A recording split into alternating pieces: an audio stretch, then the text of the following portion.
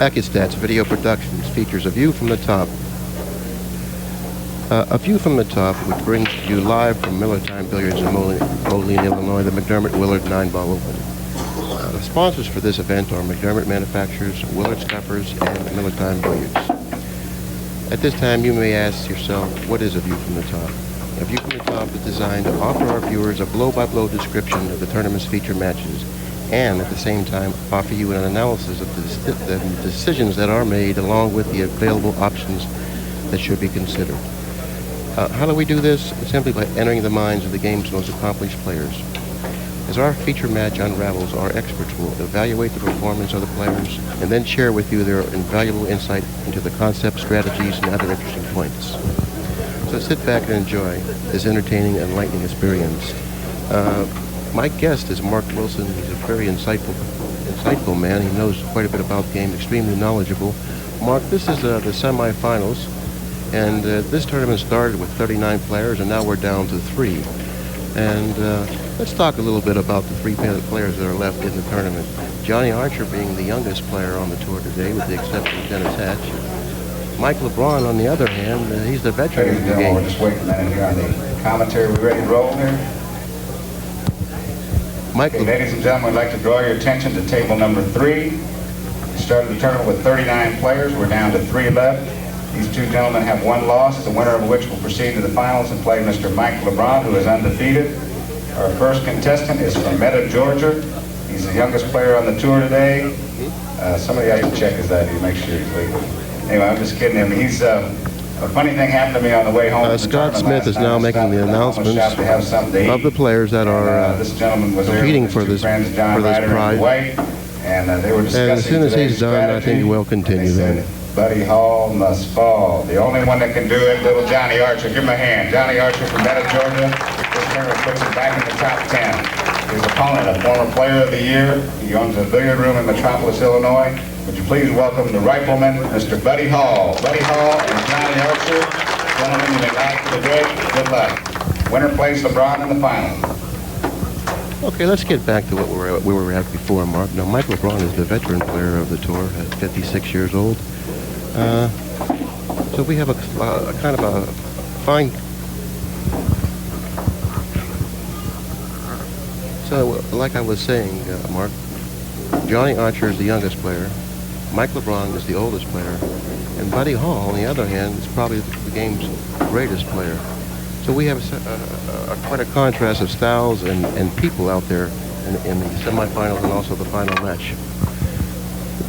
So Buddy Hall and Johnny Archer are going to play in this match. The winner of this match will then go on to the finals and try to defeat Mike LeBron. Unfortunately, you have to defeat Mike LeBron twice in the finals in order to win the tournament. What do you think of that particular format? Well, I don't feel that the format of double elimination in the final match is climactic for the audience due to the fact that someone would have to knock off the winner's bracket champion twice in order to win the tournament.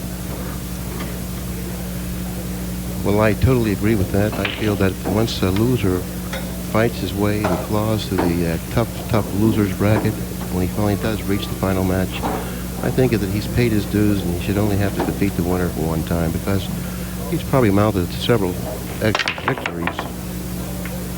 And so I think then he deserves to win the tournament if he defeats the winner just once. Plus, it's better for television and it's just better for the excitement of the game, I would think. Johnny Archer broke the balls there. He didn't make anything on the break. Notice, Mark, he broke from the right-hand side rail. And let me see if I can mention the positioning of the balls real quickly. The 1 ball can pass by the 6. That's the 6 ball that's close to the pocket on the far right-hand portion of our screen. The 2 ball is in the center of the table.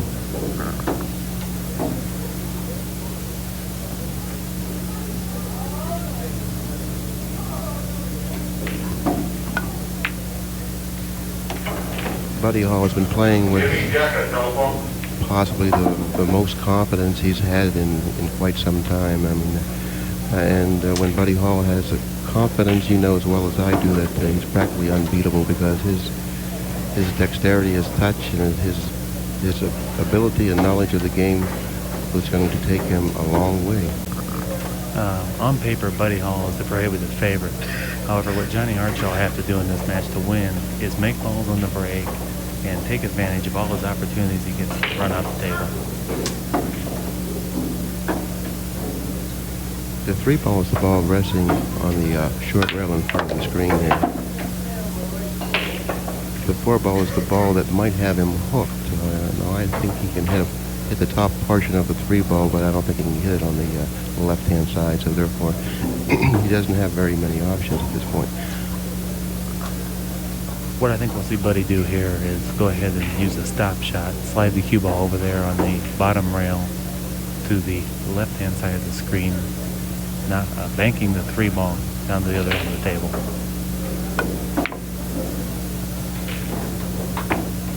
Well, that's exactly what he attempted to do, but I don't believe that he was successful in what he was trying to do. I think he was trying to drag the cue ball behind the 4. I think he wanted to get it a little further over, but unfortunately that didn't happen for him, leaving Johnny Archer a quite difficult combination on the 3-6. What Johnny Archer desperately needs to do to win this match, Mark, is to get out on top of Buddy quickly, because when this young man falls behind, you know, his experience as a player and his strong desire to win, you know, things start to bother him. He needs the recognition to prove himself, and if he starts lagging behind in the match, he seems to be he gets disillusioned, you know, and then he's a problem dealing with himself. Johnny's a very high-strung player, and you're absolutely right. He needs to get right out in front of this match. Buddy, on the other hand, if it comes to a type match where they dogfight for each rack, figures to have the best of it, simply because of his experience and his overall mastery of all aspects of the game as far as defense and offense. Extremely difficult shot. He just has to elevate his cue so he can get over to the 6. He struck it perfectly. That shot really deserved an applause, but I'm sorry the fans didn't give him any there. But he's got an ideal angle on the 4 ball. He can either follow it between the 8 and the 5 and play the 5 either in the side or in the corner. I think he's going to play the 5 in the side. Yeah, he struck that very well, and you just can't second guess Buddy's position play.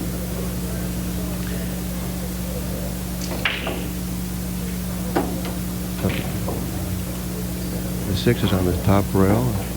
The 7 is the ball between the 6 and the 8. The 8 is located on the left-hand portion of our screen. This shot has to be cut fine. He has to hit this very thin, and I'm sure that he's going to take his time and make sure he hits the outmost part of the ball here.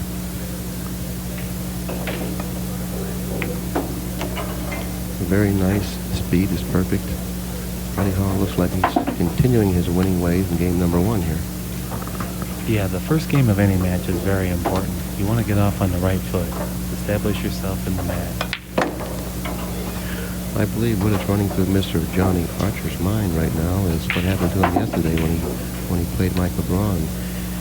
Mike LeBron got off to a commanding lead, and Johnny feels that I don't want that to happen to me again today, and all of a sudden it's starting to happen immediately by him not winning the first game. So let's see how this young man handles it.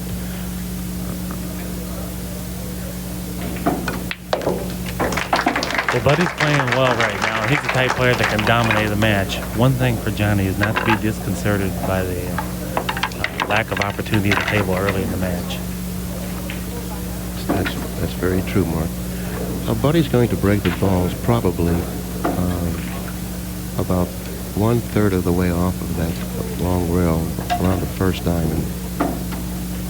He put the cue ball a little further toward the center, and he'll test it from there. If he's not effective from that point, he'll move it around. With his experience and his ability to break the balls, he'll eventually find the right spot. This table has not been very forgiving on the break. I've noticed this, Mark, that the ball's laid fairly easy for Johnny to capitalize and pull this match even. The 1 ball is straight in, with the 2 ball conveniently placed next to it.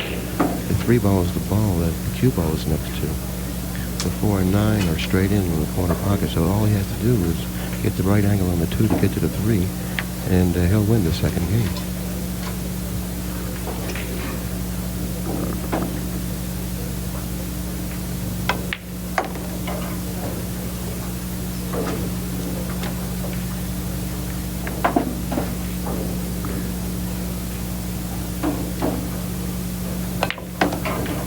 Mark, I'd like to ask you a question. How crucial is a victory to each of these people here? Well, I'm sure if you were to ask them, it's very crucial to each individual. Personally, the way I feel about Johnny Archer is that he's going to win a lot of tournaments on the road. If he doesn't win this tournament, it won't be the end of his career. I totally agree with that. And as for Buddy Hall, I think this is a very rejuvenating experience for him. He needs this to reestablish himself as a dominant player on the tour. And I think it'll be great for his self-esteem because his confidence level coming into this tournament wasn't really at a high level. But to hear him talk and to watch him walk in the last day or so, I think that he's getting back that step and that feel that he once had. Game number 2 goes to Johnny Archer, ties the match at 1 apiece. The score is tied, 1 game apiece. Let's talk a little bit about what got these 2 players to this point of the tournament. Johnny Archer, I think that his desire to win, his confidence that he has, is he plays all the time, you know, and he's so familiar with what he can do and what he knows he can do that his confidence level is very high. Plus, he's got tremendous execution. How do you feel about that? Well, that's absolutely correct. Johnny's been finishing high everywhere he goes. He's been playing against everybody, a lot of competition. He's tournament tough, and he's very hungry. And I also failed to mention that he possesses a tremendous break, which we just witnessed there. Unfortunately, he didn't make a ball, but then again, we could see that the table was breaking rather tough. It's been really stingy as far as allowing people to make balls on the break. It's very unusual when you have breakers of this caliber that tend to hit the head ball very square time and time again. I don't know if Buddy can see the one. It looks like that he can. The 2 and 8 are the balls that are tied up right there, and it looks like they're aimed directly at the corner pocket if he can possibly get that angle. Well, I believe the 2 goes in the side from the way he struck the 1. The 6 ball is the ball in front of the side pocket. The 3 ball straight into the corner. All he's got to do is stop this ball here. The 4 is hanging in the other corner.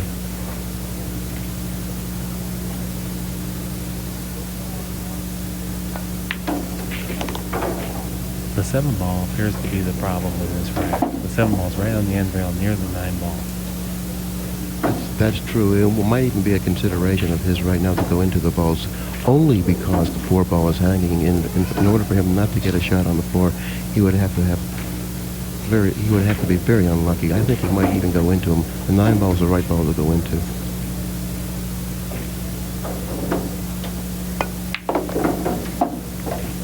Well, your analysis was absolutely correct. He's made a fine shot. Well, Buddy Hall, you know, has so much knowledge of the game, and he just has such tremendous insight, and he's very innovative. And to stop Buddy Hall at this point is going to be a very, very difficult task. The thing about a player like Buddy Hall is that when he attacks the table, he surveys all the possibilities. He's very deliberate. He's also very imaginative due to the fact he has so much experience.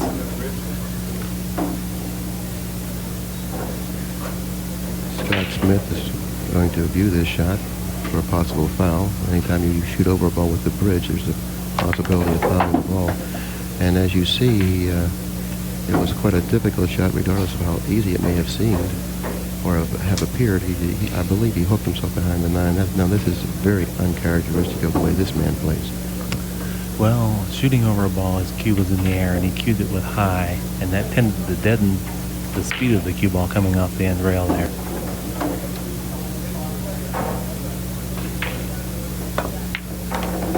Well, from this angle, it appeared that he was hooked behind the 9. Obviously, he wasn't, and he's on his way again to capture the 3rd game of this set. What I've noticed the last few matches is the few position errors that Buddy Hall has made. He's been able to make the preceding shot count in such a way that he gets his cue ball right back in line, so that it's a very easy run out. Buddy seems to play with such little effort. He's just such a pleasure to watch play. He's just so smooth at the table. And he's staying down on the ball very, very solidly. He's not coming up on the ball. He's got a tremendous amount of confidence right now. I don't think I was very happy with that shot. I think that fly on the table has been distracting him in his last 2 or 3 shots. Looks like Scott Smith is looking for a fly swatter here. And I think that he finally he has one. Yes, he does. And is he going to wait till Buddy pockets the 8-9, or is he going to take care of the business at hand?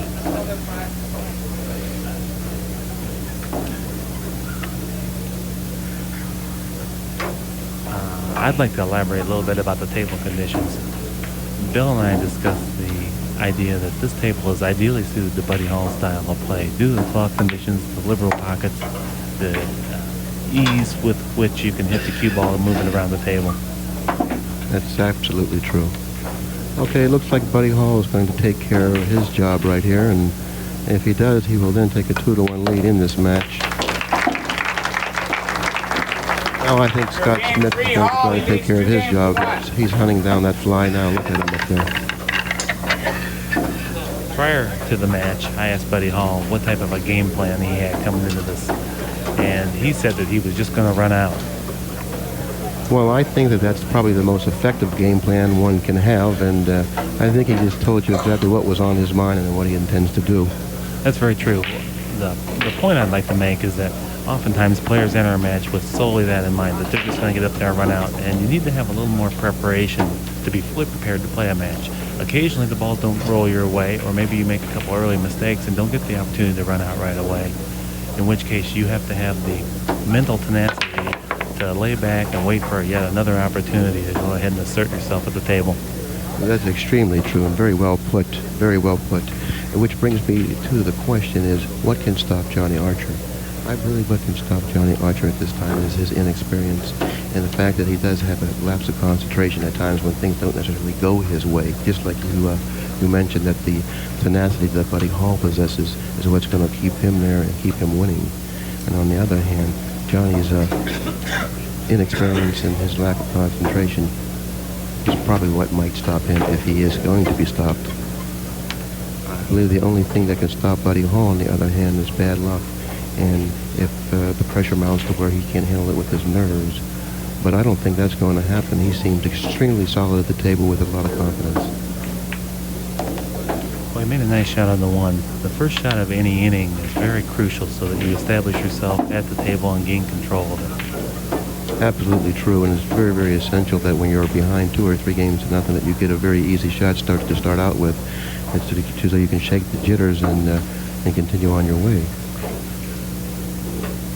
So he was able to start with a fairly easy shot, so now it's up to him. So therefore, he really doesn't have any excuse not to get out of this rack, with the exception of the 5-7 that are on the other end of the table, rather close together. So it's making it a little difficult to pocket the 5, because I think there's only like 2 or 3 pockets available to pocket the ball. He'll cut the 2 and slide to the middle of the table to pocket the 3 in the same pocket.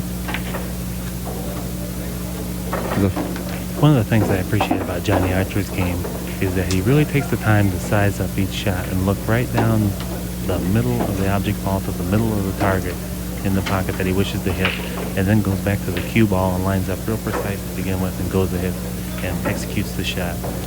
Now, if you notice this layout, Mark, I believe the ideal position on the 4 is in the left-hand side pocket. If he goes straight across the table and ends up on the long rail, he can shoot the 4 in the left-hand pocket and then just roll up naturally up to shoot the 5 in the other corner. Do you see that? Yeah, I do, and I don't think he does. I believe he's playing the 4 in the wrong pocket here. And he better get straight in on this ball. He did. He wanted to play the ball on the side. He overran his position, but fortunately he's got the perfect ideal angle to follow it straight up so he can play the 5 in the corner. Now, if he wouldn't have rolled that far, he would have been completely out of line, and he would have had a very awkward angle on the 4. Well, that was a very astute assessment of that shot and shows a little bit of inexperience that we described earlier in this match. His great shot-making ability allows him to overcome a little bit of this inexperience, however. And that's exactly what got him here. He wasn't very pleased with how he struck that ball. He came up a little bit short on it, but with his shot-making ability, I don't think it should present too much of a problem for him. Frequently, when we're talking about the first match of the day, there's going to be a couple of additional opportunities at the table for each player due to the fact that the tension and muscles haven't quite got into form from the day before. That's true. We need a little time to loosen ourselves up, both mentally and physically here. And once these players are comfortable with themselves and the conditions, then we're going to see some great 9-ball. It looks like Buddy Hall came in prepared, Bill Mark. Yeah, he's a veteran, and he comes in here ready to play. He's fully aware of the potential for him to go ahead and capitalize early and possibly put this match out of reach. Well, Johnny Archer may have labored slightly here at this rack, but he seems to be getting the job done. The 6-ball is straight in the corner pocket. The 7-ball is the ball on the other end of the table.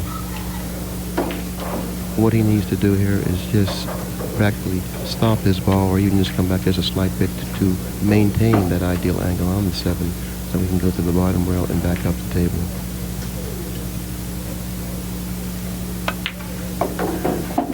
I believe he's got himself an angle that I really wouldn't want to have with the shot. I feel I would have stopped that ball and kept the ideal angle, so I could have played the 8 in the same pocket that the 9 is in front of.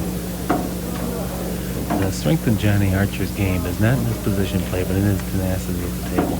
He just will not give up. He refuses to miss balls.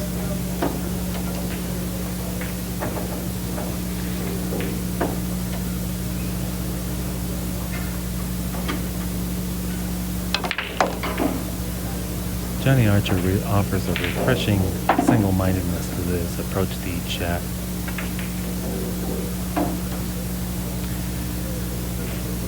Yes, he has a strong spirit, but his opponent is the type of person that has a tendency to break the spirits of the people that he plays. Anyways, Johnny Archer does have a fairly easy shot on the 8. He's close to the rail. He didn't want to get that close to the rail, and this is a very important shot for him.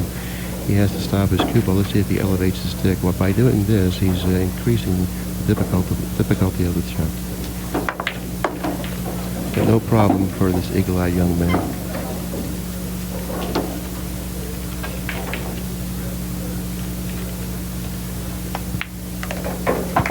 Mark, I believe that's game number 3. Game 4, Archer. Game number 4, tied, 2 games and it's apiece. tied up at 2 games apiece. Now, on the other hand, Mark, who do you think is going to win this match and also go on and win the tournament? Well, I naturally favor Buddy Hall. He has the consistency, the experience. He's an all-around player. He knows all the games well. He knows all aspects of the game quite well. And I'd have to go with Buddy Hall. Well, as far as being the best player in the semi and the finals, I think that you're right about Buddy Hall. He's definitely the most accomplished, masterful player here, maybe in the world. But it's fortuitous things like that happen that might stop a man like Buddy Hall, you know? And that's why I really can't predict Buddy Hall to win this tournament. In order to predict Buddy Hall or Johnny Archer to win this tournament, they in fact have to win 3 consecutive matches. Now, the person I feel that should win the tournament is Mike LeBron, who is standing alone on the winner's side, waiting for the winner of this match. And all he has to do is win once. Buddy, on the other hand, has to win 3 times. If Buddy had to win just once in the finals, I would feel that Buddy Hall would be the favorite to win the tournament. But that is not the case. The player coming over from the loser side will have a full head of steam when he gets there. And Mike LeBron sitting idly on the sidelines may start out the first match a little bit slow. I think you have a valid point there, but also there is an opposing view to that. The player who wins the loser's bracket side and comes to face the winner, you know, he's had a lot of stressful experiences doing that, and he's rather worn or tattered possibly by the time he reaches the final match, and that might work on him. But sometimes he might come into the final match with the momentum that he needs.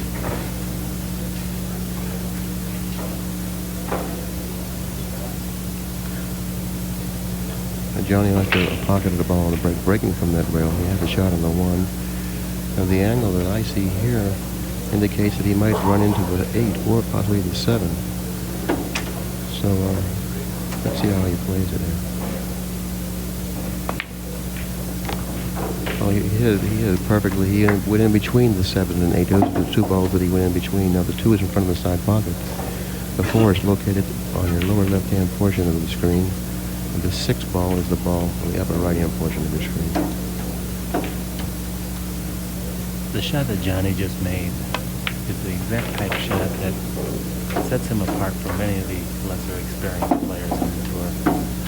He avoided going into any balls and risking any type of a negative effect to the cue ball.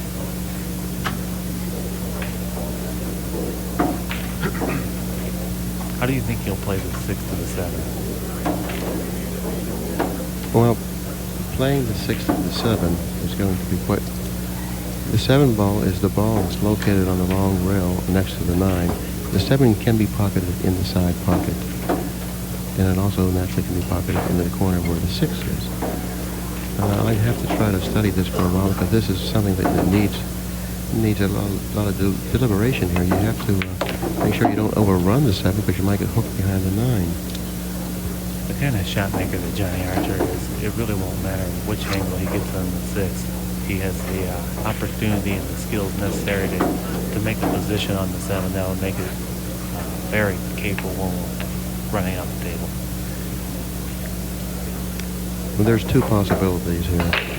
One is going 3 rails around, the other is going cross table twice. I think this is just a matter of preference, which you feel you can, which way you feel you can control not only the angle but the speed of the cue ball. And also avoid any opportunity to scratch the cue ball in the pocket. That's true. I think the safest way to avoid a scratch is to go 3 rails around. But that is quite risky because you have the possibility of landing in bat of a 9 that way if you hit it a little too hard. By going across the table twice, I think that the possibility of you getting hooked is less likely because of your angle coming into the shot, coming into the 7. Yeah, this won't be an easy shot. He's going to have to hit the 6 ball fairly fast. He's electing to go 3 rails. If he hits this too hard, there's a possibility he could hook himself. Made a good shot, but as you pointed out, there's a possibility that he could hook himself. Okay, now there again we see the, not what I may say the inexperience, but he neglected to realize the possibility of a hook was much more present there than if he would have shot it and went straight across the table and back. See, if he shoots that ball and comes to this portion of the side pocket on the long rail, he doesn't have to hit it with a lot of speed. So he can take the half difficult shot and ensure himself of not getting hooked like he just did. So now he's getting on his jump stick. Now this is something that I feel that is going to be very difficult. He's extremely close to the 9 ball. It's going to take a fine touch and possibly some luck to come out of this. If Johnny Archer has an edge over Buddy Hall in any category in the match, it might be on the jump shot.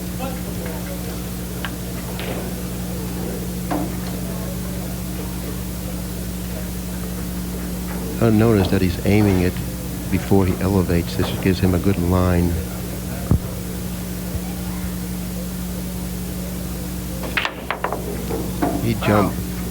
He jumped entirely over both balls. Now Buddy Hall has ball in hand and can easily capture game number 5. Excuse me, game number 6. Johnny Archer made the 9 on the break in game number 5. And if in doing so, he will tie the match at 3 games apiece.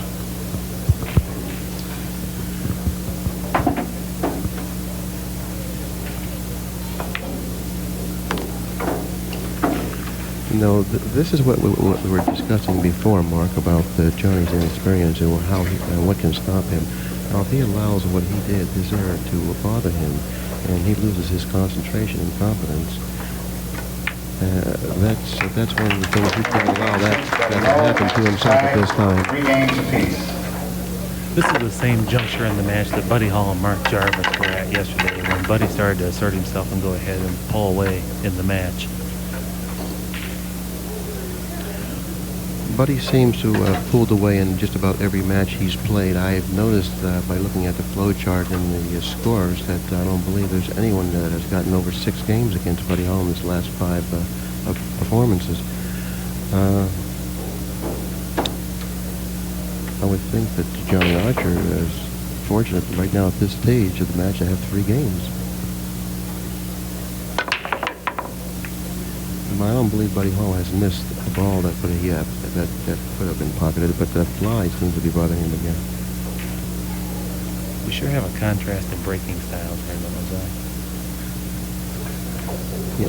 we, Buddy Hall controls the cue ball on the break, and he gets a solid hit on the 1 ball just about every time. On the other hand, Johnny Archer puts the emphasis more on power behind his break, and he has a tendency to lose the cue ball more occasionally than Buddy. All the balls seem to be just gathered here near the end rail here. The 8 ball is the ball in the actual center of the end rail. The 6 ball is the ball between the 8 and the 9. 2 is the ball on the left-hand portion of your screen. He made a fantastic shot, almost scratched. He let the cue ball get away from him, but he had to, considering the difficulty of the shot. Fortunately for him, he reflected off there and got to the center of the table, but he's over the 6 ball, which is going to create a problem for him. The 4 ball is between the 3 ball. The 3 ball is in front of the corner pocket, the right-hand portion of your screen. Now, the 4 ball is the ball in between the 3 and the 9. Now, this shot requires a good touch, a very level stroke, and very good nerves. After any great shot that we make in a match, the preceding shot is a very difficult one. And he rolled the ball, and that's what I said. It requires a fine touch. Whenever you roll the ball at that type of distance, it requires a very, very accurate touch and a very fine touch. That's something that Buddy Hall is a master at. Johnny seemed a little distraught when that happened. And let's watch this young man very closely at this point.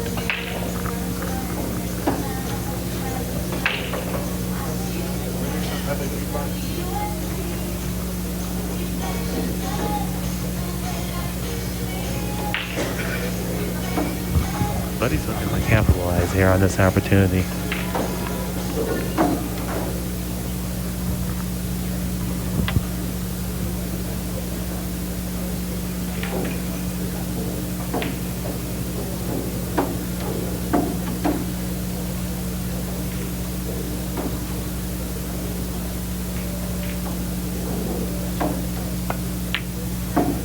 Buddy takes deadly aim, stays real still with his body, and strokes the first shot right in the pocket.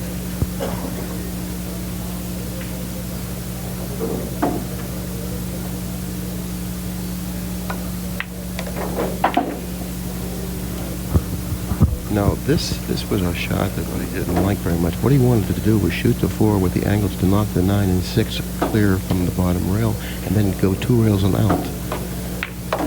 That's exactly what he did, but he preferred a little better angle, but he accomplished what he had in mind just as easily as he would have if he would have got the better angle, it looks like. But he did accomplish exactly what he wanted to do.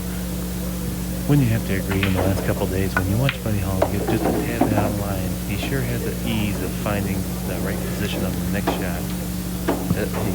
He's a master at that, Mark. I think the ideal angle now for him is either to get perfectly straight on the 7, and if he can't do that,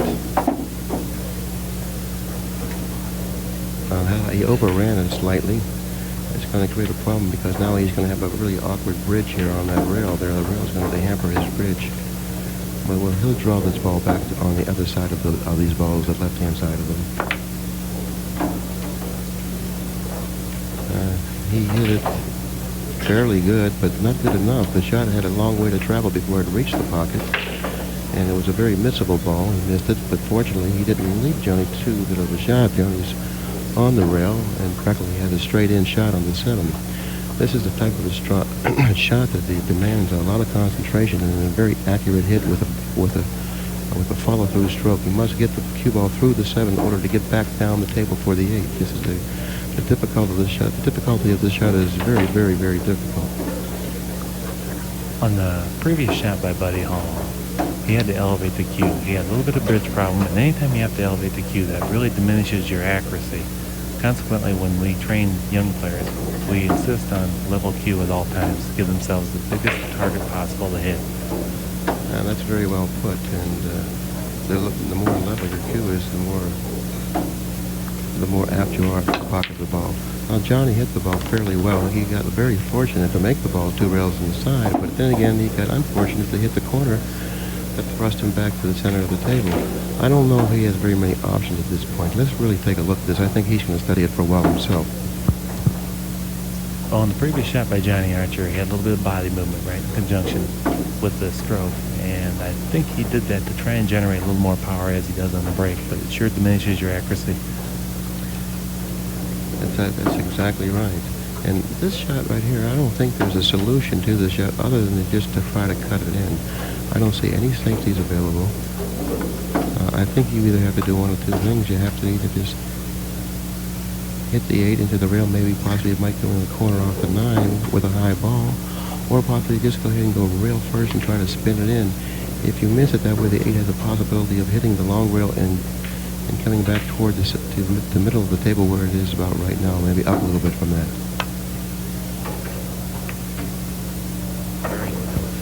Well, that was the other option that he did have, and that required a very fine touch, and I believe Johnny has the touch, as we all can see, to execute that particular shot. Anytime you have a lengthy safety like that where you have to slow roll the ball to the object ball, it's a very delicate shot, and you risk losing the game trying to play safe. Frequently, many of the players are a little more offensive-minded in that situation. And you really have to have a lot of trust in the table that it rolls true. If the ball would have rolled off a little bit to the left or a little bit to the right, it would have kissed into the 9, and you would have just lost the game with the way it rolled the table. But Johnny had the confidence the table would roll exactly where he hit it, and it did, and resulted in an excellent safety. This is a rail first shot, and he has the possibility of scratching all the way up the table in the upper right-hand corner. You're right. He did have that chance.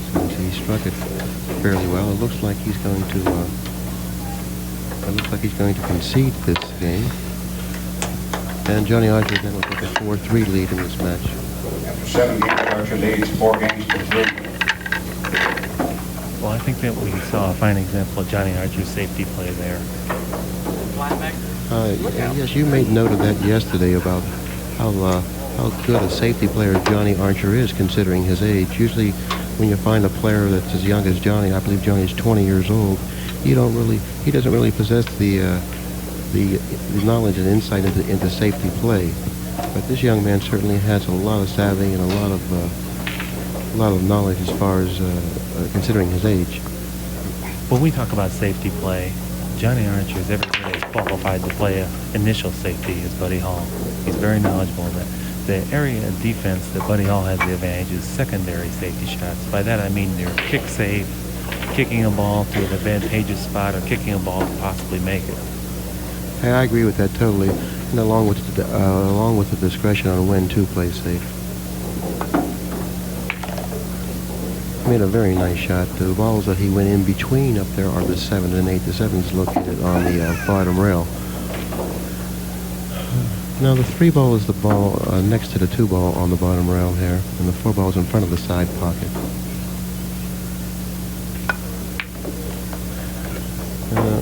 The ball was hit rather poorly. It shook his head and disappeared.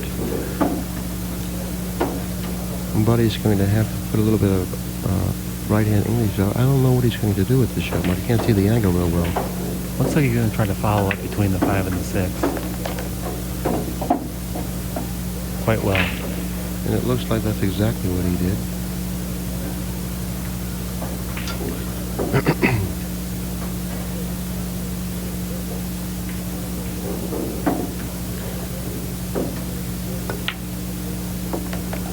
Buddy Hall elected to come out and pocket the 5 in the same pocket. I don't know if that would have been my choice, but I really can't argue with this master of the game. He made a decision like that yesterday also, and he worked his way out of it, but it didn't work out the most advantageous as it could have possibly been. It just seemed that all he had to do was pinch the ball or just stop there and play the 5 in the other corner pocket. I thought that would have been a little wiser choice, but of course I'm sitting here doing the commentary, and he's out there playing for the title. The shot that Buddy made here that was so excellent was the shot that he played the billiard with the cue ball between the 5 and the 6 ball to get position on the 4. That was the key to the rack. You're certainly correct in that respect, and Buddy Hall made it look like it was just routine, in which in fact it really wasn't. Frequently when people talk about billiards, they always refer to geometry. Geometry in the game is a very small part, but understanding the physics of it is the secret of position play. Understanding how the ball moves. Frequently in books, it's diagrammed with straight lines. However, in reality, the ball very seldom travels a straight line.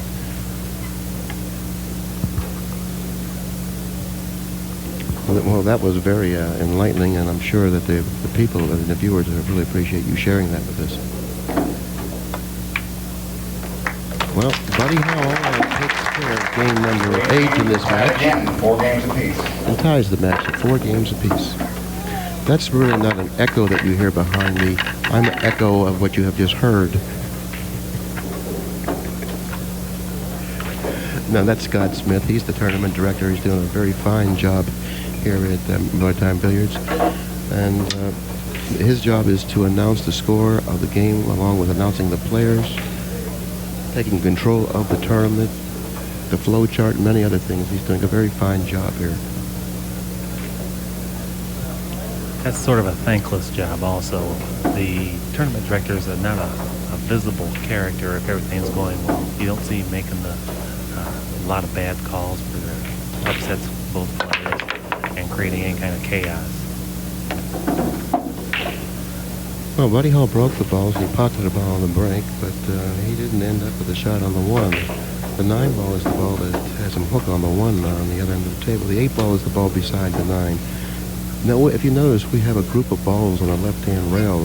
Those balls are, in fact, the 6 is the ball closest to the rail, with the 7 being next to that. The 4 ball is the ball that's on top of the 6 and the 7. Legal push out. Mr. Archer has the option. Buddy decided to push out on the shot, leaving Johnny a long shot. I believe it's makeable. I don't believe he wanted to push out that far. I believe he wanted to just allow Johnny to see the end of the ball. What do you think, Mark? Yeah, anytime you have a push out, it's an awful tough strategy. It's awful hard to push out to a shot that one player can make over the other. That very seldom happens. Frequently they push out to play safe.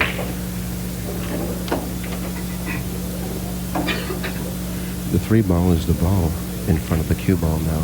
That's the ball he has to play position on, and he's going to let the cue ball go here because the shot is very long and extremely hard to control. He almost scratched in the side pocket on the shot, but it was a very difficult shot to control the cue ball since he really couldn't do much with the cue ball. I believe he's going to pocket the 3 ball in the corner and then come back up around where the 3 ball is positioned now and try to bank the 4 cross side. I think that is an option. I don't know if he's considering it or not, but let's see what he does. The reason I like that choice, Bill, is that it avoids having to put some left or right hand English on the cue ball. He can just roll the cue ball and use the speed to gain the angle on the bank. Yes, I believe he's made up his mind, and I believe that's what he's chosen to do. Now he's going to take care of business in hand and concentrate on the 3 ball. Always concentrate on the ball that you're shooting at. That seems to be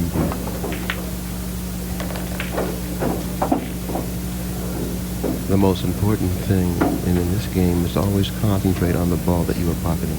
Unfortunately, he put too much emphasis on the ball and forgot about the speed of the cue ball.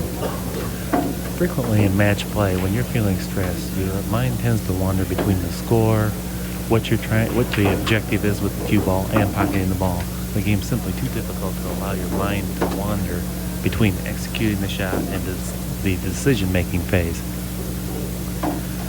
Okay, now Johnny Archer is confronted with a small problem here. He can still bank the 4-ball, but by doing so, it looks like he's going to have to lose the cue ball.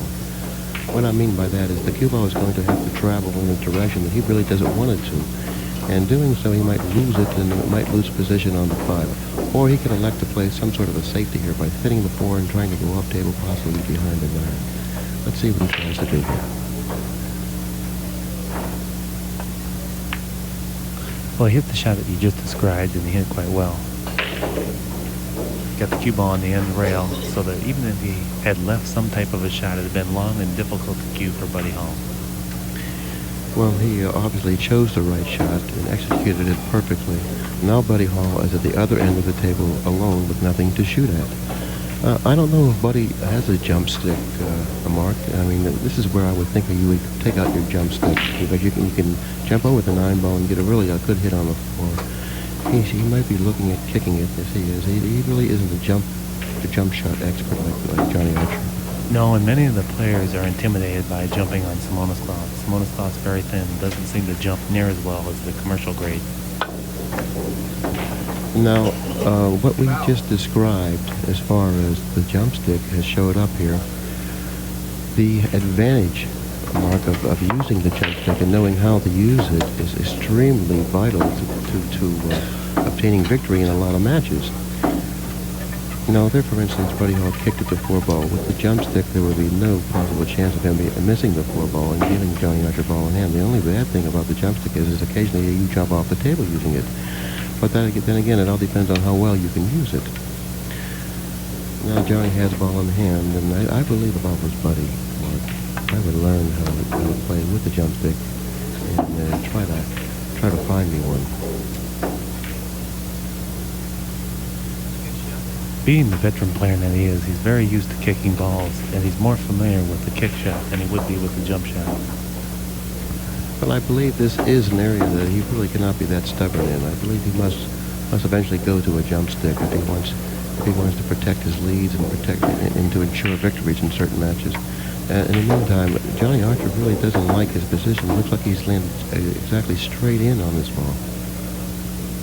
6 is the ball on the left-hand portion of your screen against the rail, and to get the desired position on that ball, I don't believe he has the right angle. Johnny has yet to find himself in this match. It seems as though repeatedly he's been off the angle that would be required to facilitate a very easy run-out. I believe that's going to have to rely on his stroke here. He can probably just draw this ball close to the 7 or through the 7. I don't know what other option he has here. Well, he's got a little bit of an angle into the side pocket, and although the side pocket's very wide, it's not a pocket that you want to cheat way to one side or the other. Yeah, that's what he did. He tried to draw the ball into the 7, possibly going through. He hit it well, but it was a very, very difficult shot. It had to be hit extremely accurate to achieve the desired position, and unfortunately he didn't get where he wanted to get. He has another option here. He can bank the 6-ball cross side. I don't want him to hear us here, Mark. He can bank the 6-ball cross side, or he can put Buddy behind the 7. Do you see that? Yeah, those are the 2 shots that would be the most apparent to play. He may choose to go with offense here in order to possibly retain his inning at the table. Or he could cut the 6 down the corner, which is probably his type of shot. This is the type of shot he likes to shoot. He has the eagle eye, and he can hit the outmost part of the ball just about any time he wants. That's something that players like myself and the older players have a lot of problems dealing with. But when you're young and you can see any part of the table and any part of the ball, you have a tendency to like shots like this. So that he actually has 3 options, and this one I feel is the most difficult, but for him it's not. He hit it well. Unfortunately, the ball didn't go in. He kissed the 8-ball on the rail that resulted in a scratch. Buddy Hall's feeling very good right now. He knows he has cue ball in hand, and he just knows what happens when he has cue ball in hand. It just like ends that rack. Johnny's shot selection there was questionable, simply because had he missed the shot and not scratched, the 6-ball would have ended up very near the pocket and not much chance to leave the other player safe. That's very true. And that was some of the problems with that particular shot that he did choose. The cue ball control was much more difficult than it would have been if he would have banked it, and if he would have chosen to play the safety there, I think Buddy Hall would have been in a very awkward position. But now he's in a perfect position to win this game, and I believe take a 5-4 lead in this match.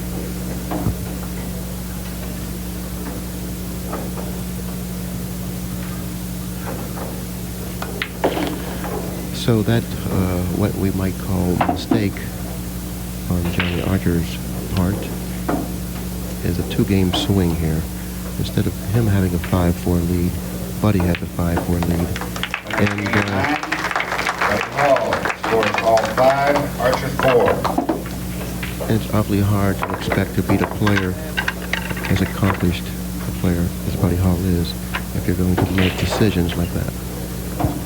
Part of what I think dissuaded Johnny from playing safe was that there was not a chance to really pin the cue ball and object ball. He was just going to have to duck it down below the 7, and it would facilitate a relatively easy kick shot for an accomplished player like Buddy Hall that could kick it and possibly get it safe, or maybe even make the ball run out. That is true, and I believe with Johnny's confidence in his shot-making ability, that's actually what persuaded him to go after a very difficult cut shot. Buddy broke the balls well, but they didn't open up real well, as you noticed. He didn't pocket the ball on the break, and once again, Mr. Archer has an opportunity to tie the match up here. Now, the 2-ball is the ball that's located on the left-hand portion of our screen, but not the one on the rail. The one on the rail is the 8-ball. The 3-ball is the ball on the right-hand portion of our screen on the rail, and the ball in between the 3 and the 9, that ball is the 4-ball.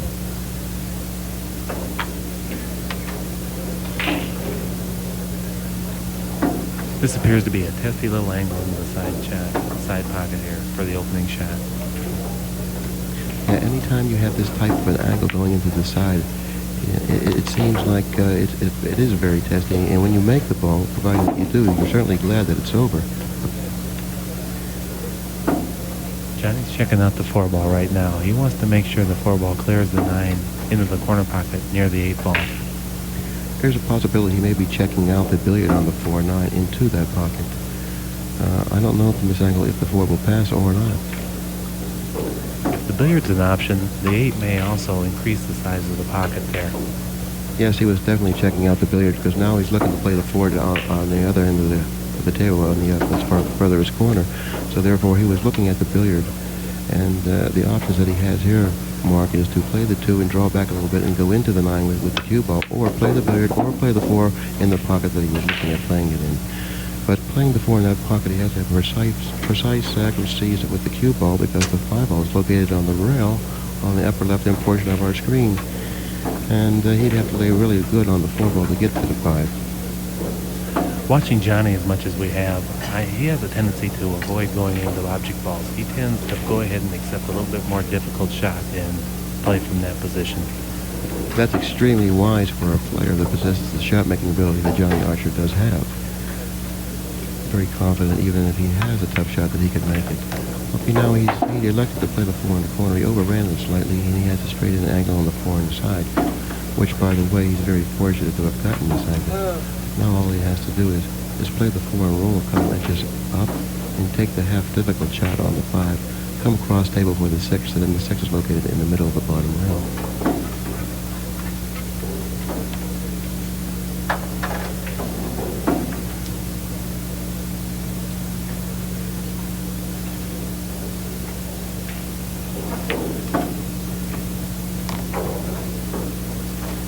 Well, this seems to be the shot that's going to either win the game for Johnny Archer or give Buddy Hall an opportunity to win the game.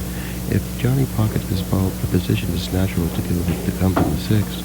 And so therefore, this is actually the 9-ball as far as Johnny Archer is concerned on this particular round.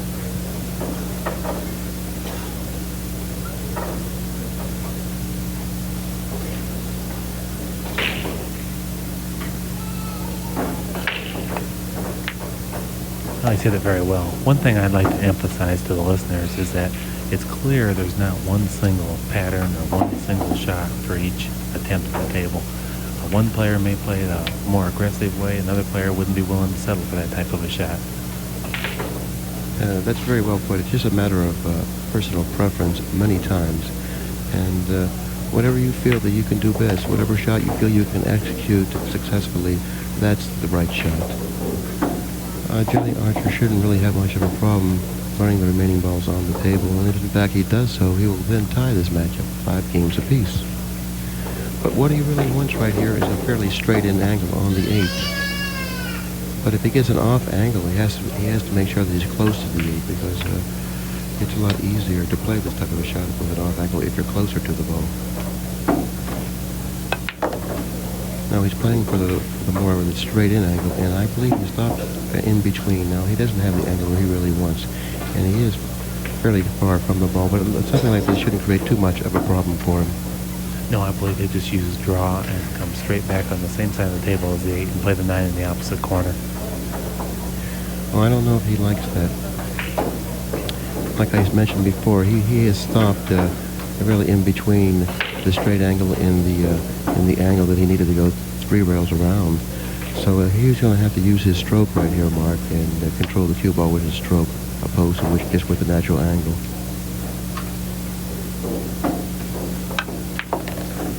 As you notice, he had the angle that was awkward, and he really isn't happy with the cue ball now. I'm not quite sure if he wanted to come just slightly off the rail and play the 9 in the right-hand pocket, or if he wanted to shoot the shot, use the chest, and come cross table and play the 9 in the same pocket he played the 8 in. I don't know which he wanted to do, but he didn't do it very well. And now he has a little tester here in the 9. It looks like he's going to either have to get the bridge out or stretch on this ball. Frequently, the position that Johnny Archer obtained on that shot is referred to among the players as the 50-yard line. That's a position where the angle is not quite right to go either way. And regardless of his decision to play either one corner pocket or the other, he ended up right in the middle of the table in probably the most awkward place the cue ball could have ended up. That's definitely true. Now he's stretching. Now, this man is a tall man, and in order for him to stretch on the shot, he really has to be pretty far down the table. He pocketed the ball, and now he ties the match in 5 games apiece. Now, this is what we were talking about earlier, Mark, about how and what can stop Buddy Hall. The only thing that can stop Buddy Hall, I believe, is bad luck in his nerves. And what I mean by saying his nerves is that the man has the ability, the knowledge, the confidence at this time to win this tournament.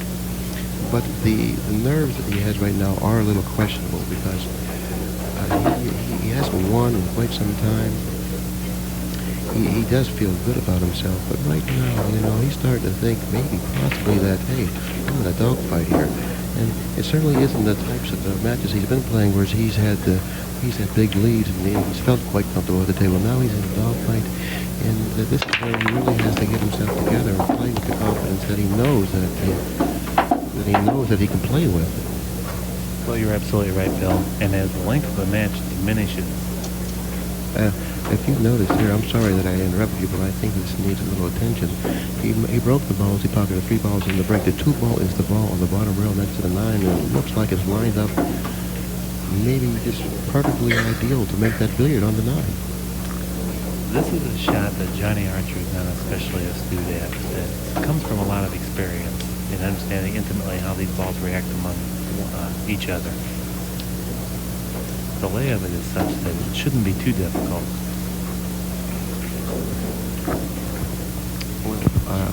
Johnny Archer has definitely added an advantage shooting this shot. And if he makes the ball, if he makes a 9 ball, naturally he'll take the lead in the match. And if he misses it, there is a possibility that he won't leave Buddy a shot. Oh, he made the 9, and now he takes the lead in the match, 6 games to 5. Now this is where Buddy really now leads 6 games to 5. And this is where Buddy has to really stay strong at the table. He has to persevere through this. And I'm kind of curious to find out how Buddy is going to respond to this. This is actually the first time he's been up behind in the match. As the length of the match diminishes, the amount of luck that can enter into it and often help a player prevail, it's a lot more readily available. by that I mean the match is not much longer. He only has 5 or 6 more games to win in order to win the match, and that's a relatively short amount of a race in order for skill to prevail over luck. That's exactly right. The luck factor that now will enter into this contest will be extremely, extremely crucial.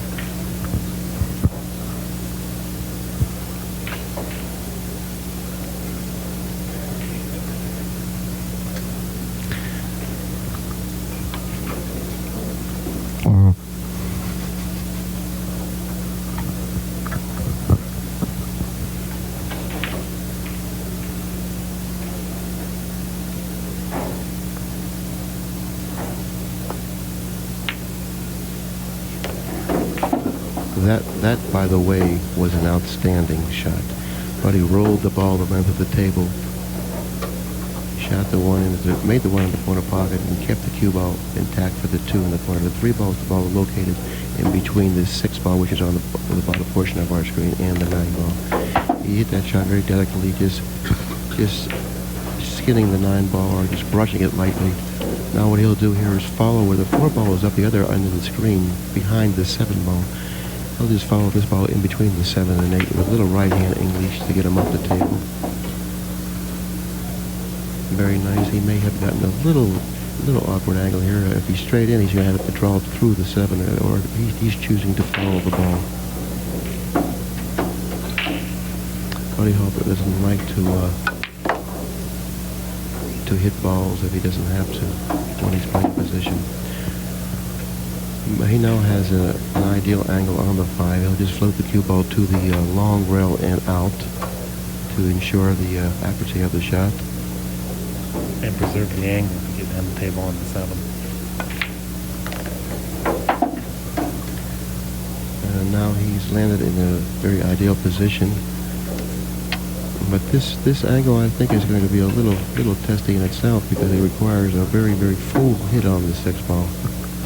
This is the type shot that Buddy Hall's so adept at because he hits the cue ball so effective. Even though he hit the 6 ball just a little bit there, he was able to draw the ball over to the long rail and back out for a relatively easy shape on the 7. That's exactly right. And for the intermediate to the advanced player, let me describe exactly what he did do.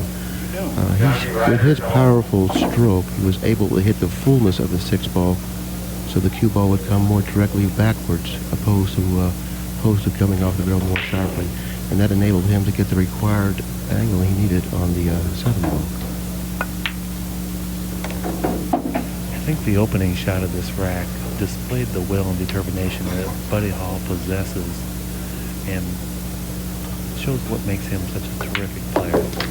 I think that performance, if you see, deserves a hand. He was behind the match 6 games to 5. The match is tied 6 games apiece. And he ran them balls just effortlessly, and the balls weren't laying that well. But he made it look like the balls were laying quite well. It was just a routine run out for Buddy Hall. The match is tied up at 6 games apiece. Now it's halftime here, Mark, and what we're seeing here is just a race to 5 to see who plays Mike LeBron for the final. What's working in Buddy's favor right now is that the break has not been a big weapon. Associated with the break comes a lot of short games. And if it comes to a match where they're going to scrap each rack and it's going to be close at the end, Buddy Hall's the big favorite. I totally agree with that assessment, Mark. Buddy Hall is a favorite because this is where you need the experience and the knowledge to prevail. And usually the player that has the experience and the knowledge, especially the experience in semifinal and final matches, it's very important to have that type of experience at this stage of the tournament. Composure is going to play a lot in this match. Very true, very true. Buddy has broken the balls well as far as hitting the 1 ball. He's hit the 1 ball very solid on all his breaks, but I don't think he's made that many balls on the break.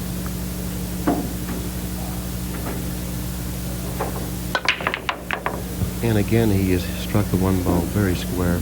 The cue ball came straight back to the center of the table, not going to any side rails, which is an indication that he has struck the 1 ball solidly. The cue ball went forward. That's really, really uncharacteristic of his style of breaking. But unfortunately for him, he didn't pocket a ball, and now Johnny doesn't have a shot. By virtue of the fact that he failed to ever scratch on the break is a big asset when you're not making balls on the break. If you scratch on the break and lose games from your break without ever having the opportunity to win games from your break, that's a huge detriment. That's This is a absolutely legal true. push out. Buddy Hall has the option. No, I don't totally agree with this push out here. I don't believe Buddy's going to accept this because he's left himself in a relatively awkward position, and it's awfully hard to control the cue ball here. I'd be really surprised if Buddy takes this shot.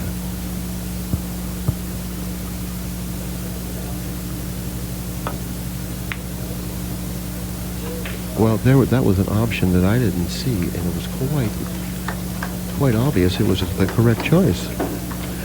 Buddy doesn't let any options slip by. Buddy Hall has only made one ball on the break. He's broken the ball 7 times, and he has only made one ball on the break. So I think it's about time he switched locations. What about you, Mark? It looks to me as though he has moved the cue ball a couple times, and he's hit the rack square every time. The ball just is not flying in the pocket. Johnny Archer has played a remarkable safety off of the lead that Buddy had left him. And now Buddy is confronted with a problem. It looks like to me that this is a very delicate shot. To cross the 1, he would have to hit it extremely accurate, considering the 1 is so close to the rail. A kiss becomes much more prevalent at this time if he is to cross it and go into the 7 with the cue ball.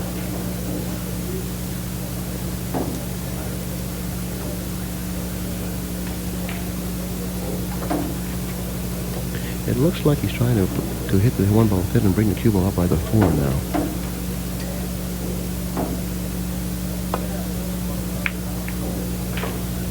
In behind the 2 and 6 will be an ideal location. Executed perfectly. This deserves a hand, and I think we're going to get one finally. Once again, Johnny Archer finds himself kicking, as he so often does, playing a player like Buddy Hall, who has excellent cue ball control. This is the type of pool that Buddy Hall loves to play, Mark. Well, this is a difficult kick shot for Johnny because he has to angle off the long rail. He's not going to be able to hit the rail square, and it's going to impart some type of a little bit of a spin to the cue ball, which makes it awful hard to hit the 1 ball, especially when you can't even hit the whole 1 ball. You got to hit a piece of it. Foul. Now, that was about a bad hit. Now, the 3 consecutive foul rule is in effect here. If Buddy can obtain 3, if Buddy can get Johnny Archer on 3 consecutive fouls, he'll win this game with that rule being in effect.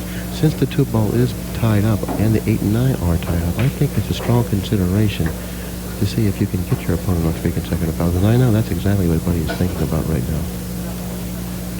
This is just the type rack that's conducive to that type thing. The other thing that Buddy might be thinking about is when he plays safe, he'd like to open up one of these 2 clusters on the table and yet obtain the cue ball into a position that is very disadvantageous to Johnny Archer.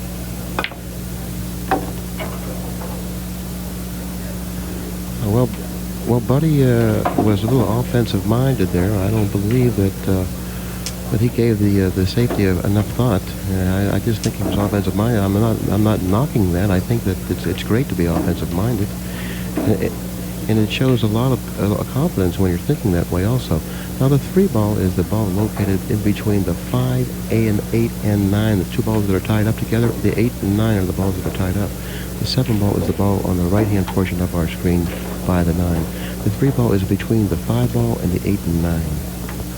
One of the thoughts that Buddy probably had on that shot was that if he didn't get ideal position on the 2, he'd still be able to play a safety from there and thus open up another cluster on the table. Now, he struck this ball perfectly and almost freezing Johnny Archer to the 6 ball. Johnny Archer's going to have an extremely difficult shot here. I don't believe he'll be able to hit this ball successfully. And if in fact that does happen, Mr. Archer then will be on 2 fouls, and then Buddy will be confronted with another decision. The decision's going to be pretty simple here. He's got them all opened up now. The biggest problem he might have would be the 8, but from the location of the 7, the 8 doesn't appear to be a major consideration. Getting from the 3 to the 4 might create a small problem for Mr. Hall, but fortunately he'll have ball in hand on the 2 if in fact Johnny doesn't hit this ball. And the angle that he'll probably try to to achieve is the angle where he'll be able to go cross table short of the side pocket and then going back on the other side of the table, shooting the 4 in the upper right-hand portion of our screen. The pocket at the upper right-hand portion of our screen. Now, Johnny hasn't missed this ball yet, and we're discussing what Buddy's going to do with ball in hand. So let's get a chance to hit this ball first. Going to play a 2-rail, 2 or 3-rail kick. The 3-rail would be the large side of the ball to hit, and that's just what he's done. Wow. Well, he didn't successfully hit the 2-ball. Now let's see what. But I believe Buddy will lay the 2-ball and just come up slightly for the cross table position by going twice across table, shooting the 4 in the upper right-hand pocket. I believe the shot that Johnny played deserves a little consideration. He gave himself the best possible chance to make the hit on that object ball. I think this is ill-advised what he's doing. He's trying to break up the 8 and 9. I don't like this. I don't like that shot. See, because he had to get a really good angle on the 3. I don't like that shot. And he doesn't like it either right now, Mark. Looks as though now he's going to have to take a chance. He may have to, in fact, let the cue ball go on top of the 8, risking a potential scratch in the side, either directly in the side or off the 8. That's very true. That's very true. Yeah, that was a great observation there. That is quite possible that happening. Now let's not forget that Archer is on 2 fouls, so Buddy just might try to cinch this ball and take the tough shot on the 4, or possibly even play safe on the 4. Who knows? But I don't think he's going to try to do anything that brave right now. No, Buddy's fully aware of what can happen here, and he's going to make the most of this opportunity. It looks to me like he's going to cinch the ball and accept a more difficult lie on the 4. Now, he didn't take our advice. Very wisely so. He didn't take our advice. He went ahead and tried the difficult shot on the 3 to obtain the very improbable shot on the 4. I mean, what I mean by that is it was hard to get to where he's at right now. He had to compete with the 8 and also the side pocket, and he did it successfully. And that particular shot, Mark, Buddy just shot, it's very important to keep your thought and concentration on the ball to be pocketed and not the ball that you're going to eventually run into. That ball was the 6 that they ran into. A lot of players concentrate more on the ball they're running into and not on the ball they're pocketing, resulting in a missed shot. Yeah, frequently not only when we say a missed shot, it may not be in fact a ball that doesn't fails to go into the pocket, but it might not have gone into the pocket on the right angle into the pocket.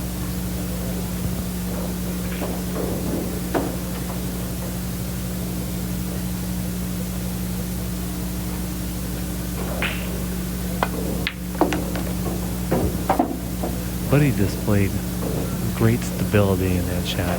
You noticed his head and his whole body was so still throughout the whole shot and the delivery of the tip of the cue ball. And that's what makes him so accurate on those long shots. It's very true. He's very solid at the table. He has the confidence in his ability right now to stay down solid over the ball, and he has nothing but the ball in mind when he shoots. He's not really thinking about anything else but pocketing the ball.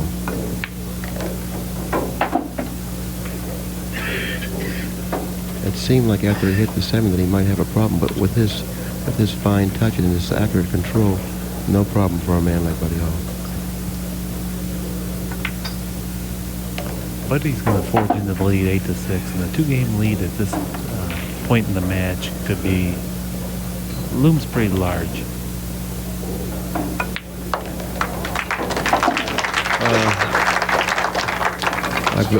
I believe that 7-6. 7-6. I believe that we were misinformed there, Mark, and it wasn't 8-6 as we were informed. It's 7-6. Anyways, Buddy Hall does take. Buddy Hall does take a 7-6 lead in the match, and looking very, very good at the table doing so. Now, Mark, as you noticed, Mr. Hall changed location on the break. He realizes that his breaking performance has been very poor up to this point, and what he's elected to do is to go to the other side of the table. Let's see what happens here.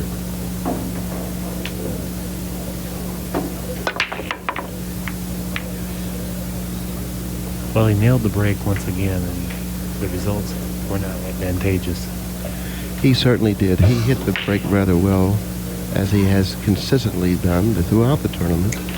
This table, Mark, as we all can testify to, isn't really giving anyone any balls on the break. It's an extremely stubborn table. I mean, in order to bring racks, I would think that you would have to get very, very lucky right now. So a two-game lead in this table right now is going to be quite hard to overcome, considering the difficulty in pocketing a ball on the break. Fortunately for Buddy, the two ball came across the table and blocked the path of the one ball to the quarter pocket. Johnny must have a safety in mind here. I think he's going to. I would cross the two and put him behind, cross the one and put him behind the two here. Or that shot is equally as effective if you hit it that foot. Now look at the one ball has just hit the six and it's thrusted over to where Buddy I think can see it. Yes, Buddy can see the one ball. The reason I liked my shot was that you don't lose control of the one ball and the cue ball in my shot. That was really unlucky that happened to Johnny. He hit the ball real well. Looks like Buddy's going to bank the one straight down the table and leave the cue ball down there between the 4 and the 9. And that's exactly what he's going to do. And other than that, he's going to leave the cue ball in back of the 5, leaving Johnny Archer in that familiar position again of having to kick. I'd like to make an additional comment on Buddy's break performance. It's not his lack of accuracy to the rack. He's been hitting the rack very well all the way through, and it's just like Bill said, the table's been relatively stubborn.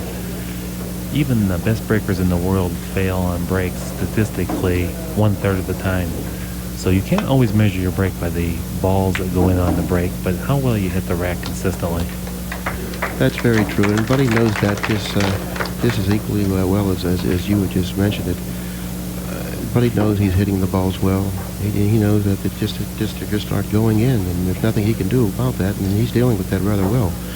And the reason I say he's dealing with it well is because you can tell by his performance that he's dealing with it well. He knows he's not getting any balls in on the break, and it's just not his turn to make balls on the break, but it's not bothering his performance at all. Might not be as much fun to have to dogfight each rack, but Buddy knows that he's gonna he stands to be the beneficiary of a dogfight type match. That's certainly true. He would prefer playing on a very stubborn table as the one he's playing on now, because he wants to look at 9 balls all the time along with his opponent and then try to go ahead and take care of the problem from that point. He seems to be the most skilled player on the tour today as far as that's concerned, about playing safeties and making decisions and also controlling the cue ball. Now, once again, I have to remind you, once again, Johnny Archer is in that same position of having to either jump over the ball or kick at it. The man is becoming very, very frustrated with this type of play. Buddy executed a very delicate shot. The safety had to play there. The cue ball had to just get past the ear of the side pocket and also failed to touch the 7 ball going by there. And in each instance, there was less than an inch room for error. Johnny Archer, I think, is going to take out his short jump stick again. He already has it in his hand, and no, he's returning it. He's returning it to his case, and he's elected to now to go with his regular stick. I believe that he feels that he doesn't have to jump over a full ball, so his regular stick will probably be a little more effective with this type of a shot. Or he may be just wanting to hit the outside portion of the 1, hoping to drop Buddy behind the 4, and I believe that's exactly what he's trying to do. This shot we describe as a half massé. He elevated the stick a little bit and used English. Now that's the type of a shot that Buddy Hall is a master at. He knows exactly how much massé is going to take on that particular type of a shot. Now on the other hand, Johnny Archer over-masséed the shot, hitting the 1 ball too full and the cue ball traveling a short distance, leaving Buddy Hall an easy shot on the 1 and a very easy opportunity to extend his lead in this match. The 2 ball is the ball that he naturally has plate position for and is looking at now. Now the 3 ball is the ball on the right-hand portion of our screen. The 6 ball is located underneath the 3, but it's not blocking the path of the pocket. Now notice this, Mark. Buddy has played the correct angle on the 3. If he would have chosen the other angle, he would have had to deal with the 9 on the rail, and that's what he didn't want to do. Now all he'll do now is go to the long rail and come right back out where the 3 ball is now, approximately. The 4 ball is the ball that is beside the 9, also the ball that is in back of the 5.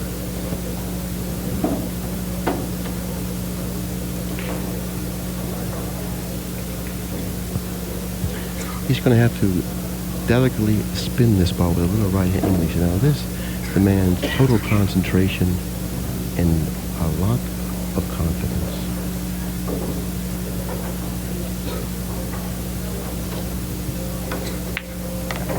He elected to go into the 5. He was a little afraid of the shot. Maybe because we can't really tell from this angle what type of an angle he did have. He didn't choose to soft spin that ball, which is a risky shot. He elected to make sure he pocketed the ball by hitting it a little more firmly and hopefully gaining a good angle on the 4. Now he has a makeable shot here. He's going to have to go up table back through the 5 and 8, it looks like to me. And that's exactly what he has done, and struck it perfectly again. The cue ball speed is very important for this particular shot. Now the cue ball rolled off slightly, and it benefited Buddy by doing so. If the cue ball would have rolled down the table at the angle that it was projected, it would have missed the 5, and Buddy Hall would have had an extremely difficult shot on the 5. Fortunately, the ball rolled off, hit the 5 fairly full, and stuck it there for the shot on the 5. But Buddy has hit this shot rather poorly, that Mark. He's going to have to get lucky again. And I don't believe he played that shot like that, Mark. No, Buddy being the master of position play, the last 2 shots, he's let get away from him just a little bit. He made 2 nice recoveries there, and he had, like you said, that little bit of luck that aided him in his recovery from the bad position. And he's just the type of player that will capitalize on any type of a break he might get. On that particular shot, Mark, Buddy played it at the long angle where he's playing the 4 and the 7 in the same pocket. Most players would have played the short angle and played the 7 in the pocket that he's shooting over at this time. But if you watch Buddy closely, one can improve his game dramatically just by some of the ways he gets around the balls. And believe me, if Buddy makes a decision on position play, 99.9% of the time is the correct way to go. When we talk about the master of position play, there's kind of a shroud of mystery that surrounds that. What we're talking about is not that he can draw the cue ball length of the table. All the players in the tournament can do that, but it's the subtle, different tip placements in conjunction with the size of the cue ball and the relationship of the tip to the cue ball that we're talking about. That's exactly right. Now, game number 14 goes to Buddy Hall, who extends his lead in this match 8 games to 6.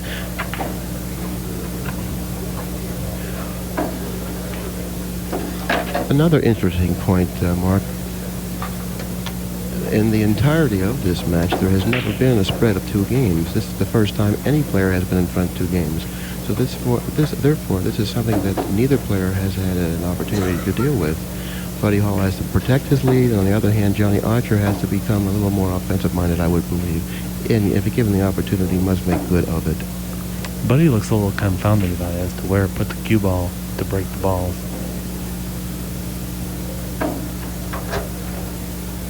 Buddy is breaking from the center of the table. I've never seen him do this before. I mean, he's totally baffled here with the break, it looks like. He broke from the center of the table, hit the balls well, and the stubborn table once again shows that it's just as tenacious as the players that are playing on it. No mercy here for Buddy.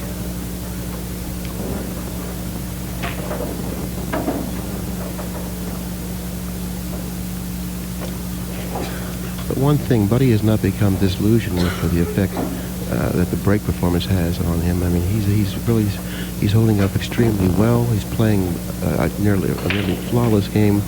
I think he's quite comfortable with everything. I think he wants to play with 9 balls on the table every game.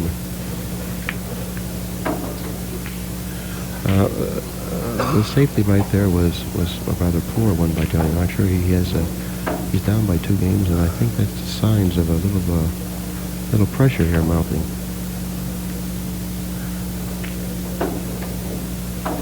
The 2 ball is located in front of, on the left-hand portion of our screen. The 3 ball is the ball that's hanging in the pocket. Buddy Hall chose to play position on the combination, which probably was his only alternative anyways. The 4 ball is the ball between the 2 and the 5 in the center of the table by the foot spot.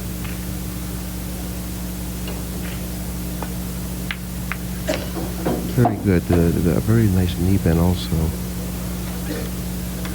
Buddy, sensing the kill, took a very deadly aim on that combination shot, and that was not an easy combination shot, although it looked relatively easy the way he executed it. He's unhappy with the way he struck that ball, leaving him with a very difficult shot on the floor. I'm curious to find out how he plays this shot and what path the cue ball will go in here. Well, he's got 3 options here. One would be to go ahead and cut the ball right in the side up by the 8 and 9. And that might be the most viable option. You could get a safety out of that if he does so. The bank shot also looks to be a possibility.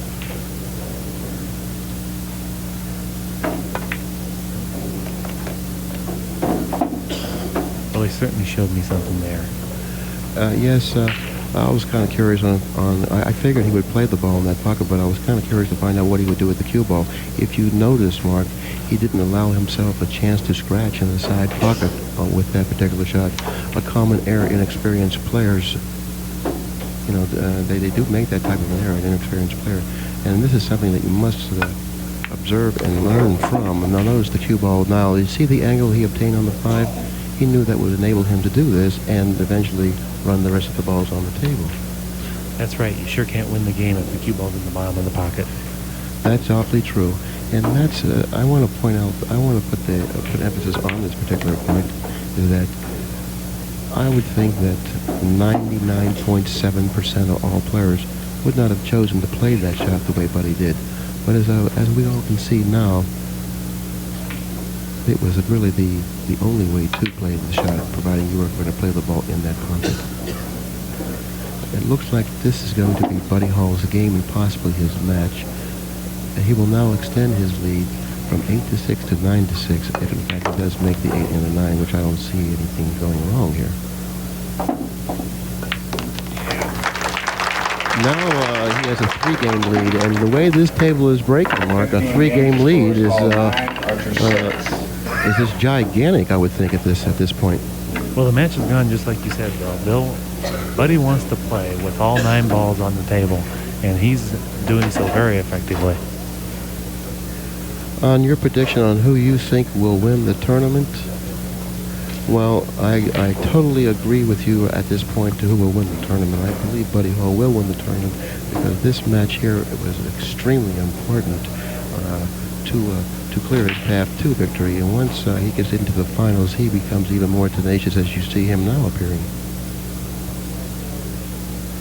This is just the type of gritty match that Buddy needs to get under his belt prior to going into the final match.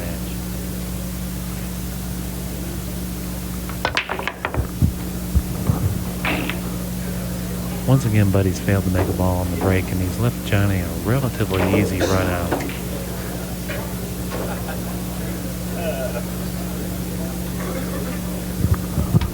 If you could see Buddy's expression, it was kind of interesting to watch his expression off of that. He kind of laughed at it and shrugged it off. He said, I guess he was saying to himself, well, listen, the table has been breaking this way now for 2 days. I've been smacking these balls about as hard as I want to smack my worst enemy. I haven't made anything on the break. And he kind of like laughed and shrugged it off, and he's sitting in front of us calm as a cucumber, Mark. Yeah, there's no sense in getting upset. Now, this is very vital to Johnny that he runs these balls. If he doesn't take advantage of this opportunity in the match, especially with the score being 9-6, with a race to 11, I think that his chances are going to diminish even much more greatly than we expected it to. Because I don't believe he'll perform very well from this point if he doesn't get out at this particular rack here. No, Johnny's confronted with a fairly difficult problem considering none of the balls are on the rail. The 4 ball to the 7 ball is not an easy pattern, and because the 2 corner pockets on the lower breaking end of the table are blocked, Johnny's going to have to play a nice angle on the 3 to make it easy to achieve position on the 4. Well, it looks like he's got a very favorable angle to do that, Mark. It looks like he can control the cue ball to a portion of the table that he would like to get to. But the way he's studying it, he seems like he's a little bit puzzled about what he wants to do or what he can do, and so obviously he doesn't have the desired angle. The 4 ball is the ball that he's looking at now. It's in front of the 7. The 7's in front of the hole on the left-hand portion of your screen. The 6 ball is the ball that is located on the right-hand portion of our screen, next to the pocket, and the 8 ball is behind that. By the way he's cueing center ball, it looks as though he's content to play the combination. Okay, this is a little tester for him right now. Trailing by 3 games, this shot is really not as easy as it may appear to be. When you're trailing by 3 games in this stage of the tournament, there is a lot of pressure, especially when you're playing a man that has the ability and skill of a Buddy Hall. Buddy very seldom gives you a second chance. So Johnny knows he has to capitalize here. This combination is very similar to the combination that Buddy made last game. If this young man has to stretch on this shot, it's going to make it even more difficult. I don't know if he's tall enough to reach it comfortably or not. Well, height is a definite advantage. Very seldom do you ever see one of the taller players exercise a shot with the bridge.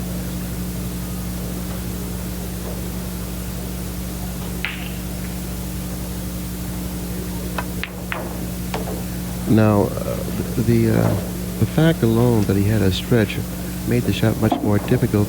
Not only the accuracy of the shot, but also the speed of the shot. When you stretch, you don't have the feel and the touch, the dexterity that you do have when you just have your natural position at the table. And as we can see, it resulted in a off-angled shot on the 4 ball. Now Johnny seems to have a problem dealing with the shot.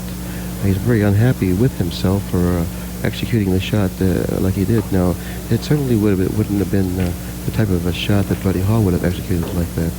Buddy Hall would have probably just, finessed the ball into the pocket where the 4 ball would have had the presence to stay in front of the hole.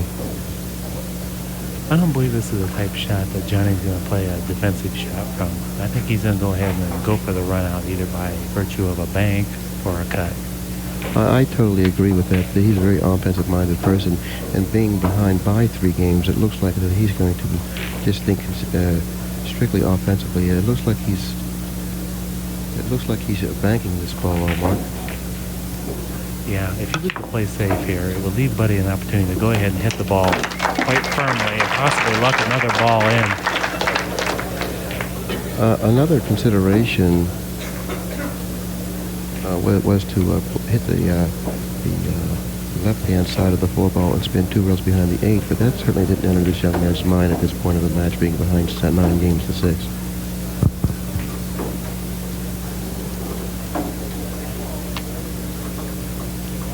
Johnny feels as though he can't afford to let any more opportunities to run out of the rack slip by, so if he has to take a gambling type shot, I think that's just what he's going to do.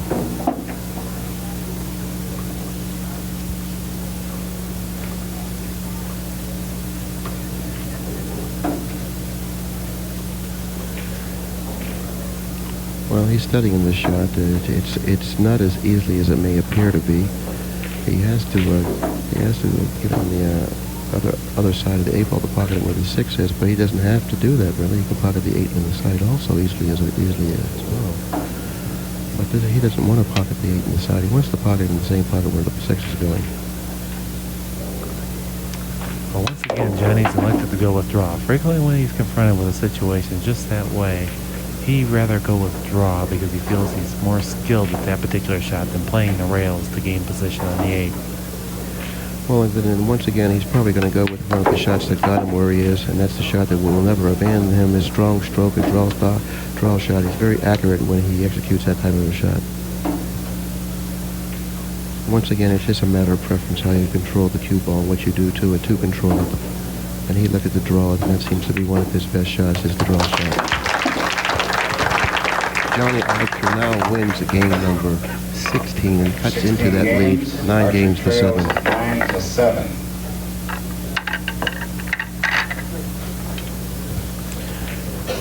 If you've noticed, Mark, Johnny Archer really hasn't had any opportunities to win any games. Buddy Hall has been very, very deliberate at the table, playing very, very, very good safeties. I mean, just consistently hooking his opponent, Johnny Archer. Johnny Osher really hadn't had any opportunities until that crack right there. Mentally, Johnny needs to be content with where he's at in the match. His opportunities have been limited, and he's taken pretty good advantage of most of them that he's been presented with. Now let's see if the table remains as stubborn as it has been. Now Johnny has been breaking off of this rail throughout the match without much success, and I'm surprised he hasn't changed. Johnny's had just a tad bit more success. If you remember early in the match, he made a 9 on the break from that position.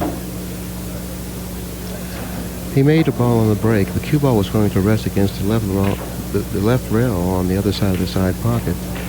But fortunately for Johnny, the 4 ball came off the short rail and kicked it up in position for the 1. Now he has a clear shot at the 1 with a fairly nice angle to get to the 3. Now the 3 ball is the ball located on the right-hand portion of your screen. The 5 ball is a little underneath that ball to the left of it. Behind the 5 ball is the 8 ball. Now the 3 ball is on the rail. The 9 ball naturally is on the rail to the right portion of the screen. The ball in the center is the 7, and the ball to the left of the 7 is the 6.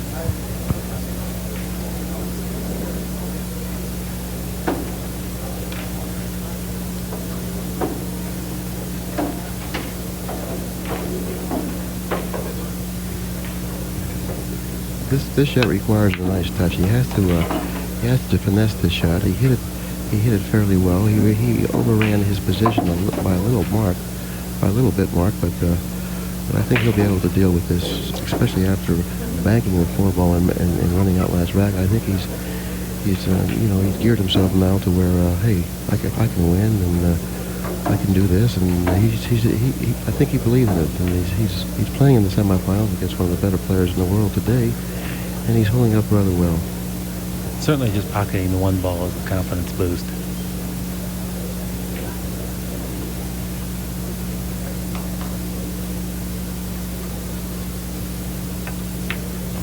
I don't know. No, it didn't fall in. He didn't hit it exactly the way he wanted to. He wanted to cheat the pocket a little bit to get the angle that he needed on the 4.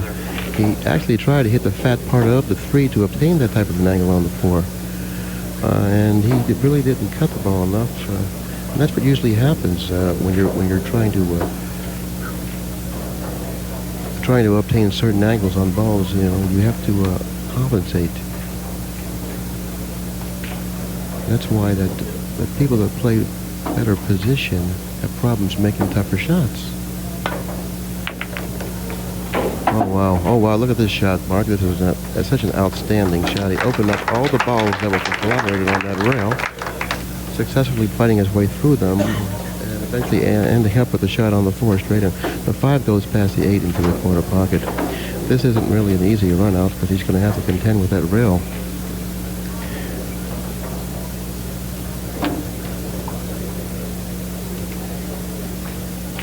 The real first shot on the 3, the previous shot, was very opportune to go into the balls. The angle that the cue ball would come off of the balls that were interfering was such that it would be advantageous for the cue ball to hit toward the 4 ball, nearly off any angle that it would have come off those object balls. So once again, Buddy Hall played the shot with the percentage going in his favor. This is the very testy shot here, Mark, and it demands a lot of concentration. Look how steady his head is. No extraneous movement whatsoever. I'm certainly sure he's glad that's over. It was an extremely difficult shot considering the stage of this match.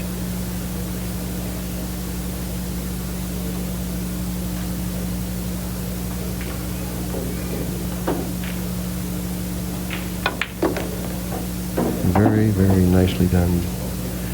Coming out perfectly for the 7 in the corner, not having to do too much with the cue ball. He shouldn't have any problem playing these 3 balls, Mark. No, and Buddy displays what I like to see in a great player. And that's a complete lack of left or right-hand English on many of the common shots that occur. It's merely by speed and where he cues the ball on the vertical axis of the cue ball to maneuver the cue ball. In other words, he just uses a lot of center ball. Variations of center ball, high and low.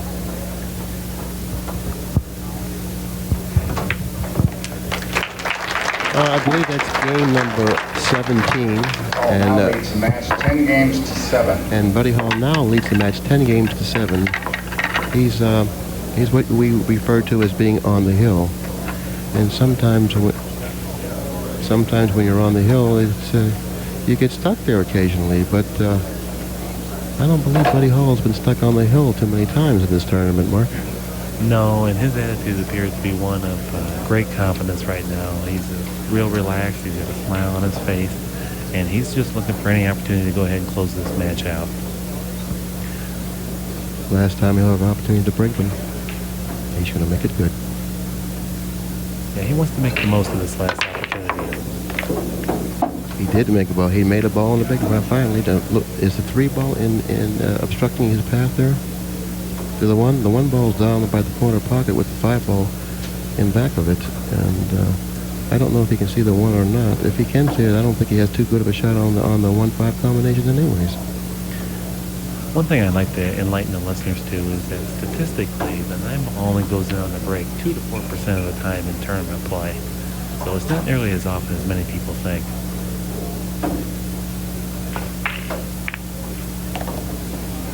Don't you dare.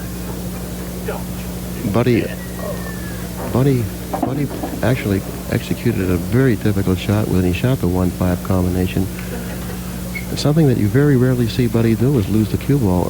That really, I wouldn't consider him losing the cue ball. That was an area that I would consider himself being very unlucky to end up in. There was not much of an area that he could have ended up in there where he would have been hooked on the 1. So therefore, I don't believe it was even a consideration in his mind that he could end up there. Anyways, he did get hooked on the 2. Now he's kicking to the 1. Let's see what happens. Buddy's elected to use a little bit below center on the cue ball here, and that gives him a little better angle to potentially hit the 1 because he allows him to hit lower on the long rail and have the cue ball arc back into the 1, making it a bigger ball. By shooting the cue ball below center, or actually hitting the cue ball below center, you shorten the angle, and also you can put more thrust behind the shot. You won't be afraid of the ball hopping in the air on you. Okay, now let's look at the way the balls are laying here, Mark. The 2 ball is the ball that Buddy was hooked under, and the 3 ball is the ball that's on the right-hand portion of our screen next to the side pocket. The 4 ball is very conveniently placed in front of the side, making it quite easy for him to go into the 6 and the 7, the 2 balls that are tied up, providing that the 6 doesn't go into the pocket where the 9's in front of. And I think it may go into that pocket. And with the placement of the 4 ball, I think that the route to the 6 is quite easy. It makes the path to the 6 a lot easier, or a lot more accessible there. Well, you're absolutely right. Simply because the distance between the 4 and the 6 is not nearly as great as what it could be.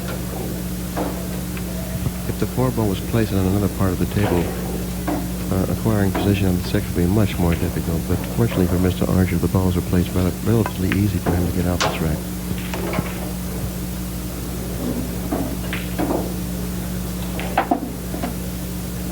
Johnny's going to observe the angle that he wants to achieve on the 4 to facilitate just rolling the cue ball down the table a little bit to get an easy shot on the 6. He's very meticulous about this. The 6 ball is the ball that is beneath the 7. What I mean by beneath the 7, it's at the lower portion of our screen. No, he's got the right angle. He's got a little more distance than he wanted, but I don't think it should create a problem for him.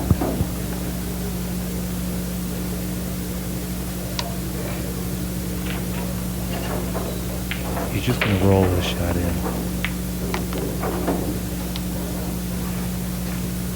He may in fact have a problem now due to the fact that the cue ball stopped right on the rail.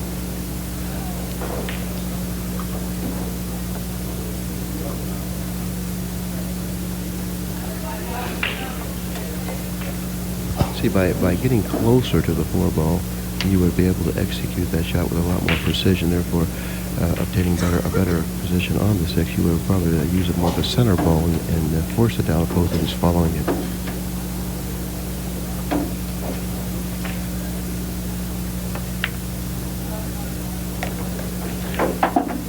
He pocketed the ball, and he left himself with a testy shot on the 7. I don't think that much of that difficult of a shot. But being behind, what is it, the 10 games to 7? This is a very, very important shot if he expects to win this. If he expects to win this match. Yeah, he had no choice on the previous shot other than just roll the ball in the pocket, and he would have to be willing to accept what he gained for position on the 7 ball.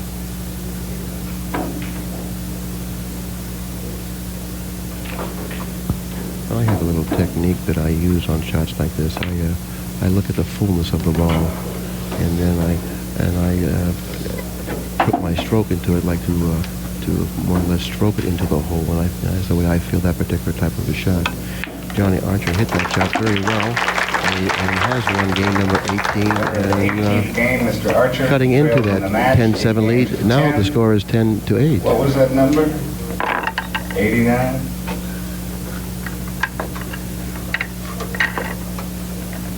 Johnny made a ball on the break the last time he broke the balls off that right-hand rail, Mark. And no doubt he will go back to that spot. Johnny's attitude appears to be one of confidence. He's played about as well as he realistically could have. He's taken advantage of many of the opportunities, and he's got a little smile on his face, and he feels like if he could maybe get something going, he could yet pull this match out. Yes, one thing that's really important for this man in his mind is to know that he's played and performed well in front of this crowd, and I'm sure he feels that way, and that's why he does have that look on his face. Even though he's behind, he's very pleased with himself. Like I said before, it's not that vitally important for him to win this tournament. We just want to understand that people recognize him as a top player, and I'm sure they do from this performance, Mark. Well, Johnny made 3 balls on the break, and although he doesn't have a real easy shot on the 1, he's got that go-for-it attitude right now. And don't get me wrong, Mark. Johnny Archer desperately wants to win this tournament. But what I meant when I said it's not that vitally important to him, I mean opposed to Buddy or to Mike LeBron. They desperately need this win. But Buddy for his confidence and to get himself back into the gear and everything. But Johnny will win a lot of events in the future. He's young. He really doesn't desperately need to win this as equally as much as Buddy does.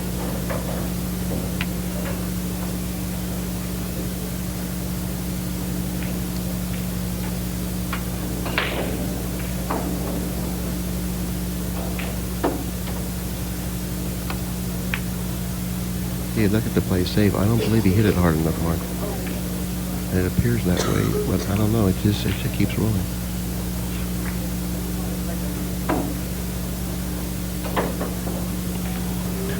I don't know if he can see the ball. It's very close, Mark. Scott Smith is there behind him now. It's going to be possibly a contested call. It's going to be a close hit if he chooses to shoot it like this. The 2 ball is the ball that's located in the middle, not in the middle of the table, but the right-hand portion of our screen. The 6 ball is on the rail here in front of us. On the lower portion of the screen, the 4 ball is in the center of the table. Now, this is a very difficult shot he's trying to execute here. He's jumping it with his regular stick, and it's going to be close.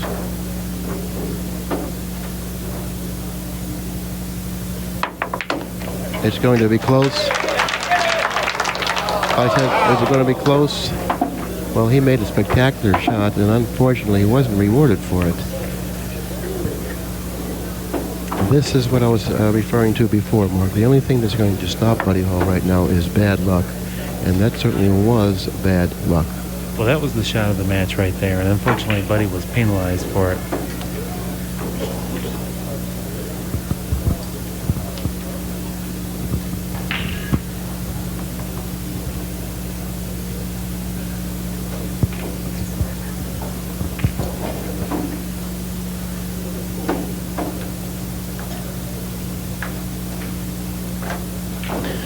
Well, the 5 and the 6 ball are the 2 balls located on the bottom portion of your screen, and it looks like if the balls were reversed, that you would have a very easy combination. But the 5 ball is the ball on the left-hand side of the screen, and it doesn't look like it has the ideal angle to pocket the 6. But it is possible that he could obtain that type of an angle to pocket the 6, but it's not ideal. I don't know what he's looking to do right here. He's looking up. play the 9. I don't, this is very ill-advised. I do believe at this time in this part of the match. This is an ill-advised shot. I would never shoot this shot.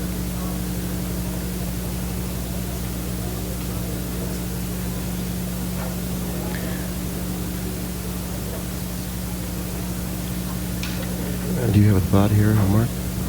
I think that Johnny's thinking if he goes ahead and plays the 9, there might be some type of readily available safety in conjunction with it. He might want to go ahead and follow the cue ball down in between the 5 and 6.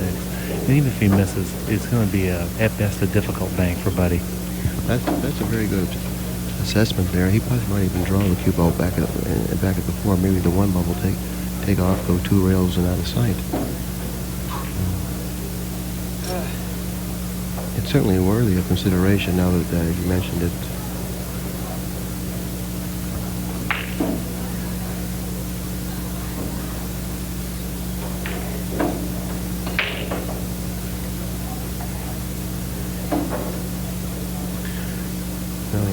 I would think that Buddy and Scott Smith both should pay particularly close attention to the possible foul on the 4 ball. If he hits his stick if he hits the 4 ball with the stick and then the cue ball comes back and contacts the 4 ball, that's considered a foul, you know. Well, he's changing his mind once again. He knows eventually he's going to have to deal with the 5 and 6 if he chooses to run the balls, and that's something that he doesn't want to do. I'm not quite sure that that's what to do anyways. Now that you've mentioned this option here, Mark, I'm kind of leaning toward this option here. I think this is the right shot.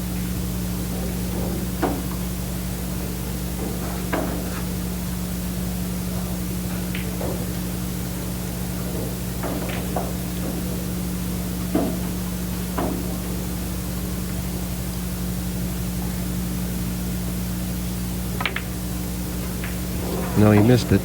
He missed it. He missed it, but he didn't leave Buddy anything. He left Buddy a kick shot. Buddy doesn't seem very unhappy. He's at the table, and he actually feels that he's very fortunate to be at the table, so therefore he really didn't mind too much being hooked here. Now, with all the concern he had with setting the cue ball up in the right spot, he certainly didn't pay much attention to the amount of practice swings or the time that he spent in stroking the ball. But he's looking to play a kick save here. He'd like to hit the lower portion of the 1 ball and bring the cue ball back over by the 5 and the 6. Exactly. Oh, he missed the ball. While he tried to hit a certain portion of the ball, he sacrificed the accuracy of the kick. He sacrificed the accuracy of the kick in order to achieve a superior safety shot, and in doing so, he missed the 1 ball. Now, Johnny Archer has a decision to make. Buddy is now on 2 fouls. Johnny can pocket the 1 and play the 2-9 combination. He can pocket the 1 and try to run out, or else he can elect to get Buddy on 3 fouls. Now, that particular shot there, Mark, I want to comment on that. I think what Johnny should have done was to draw the cue ball back and then play the combination and follow the cue ball into the 6. And if he missed the ball, Buddy would again been hooked behind the 6. Now he has the angle, Mark, that if he misses the ball, Buddy will have a shot.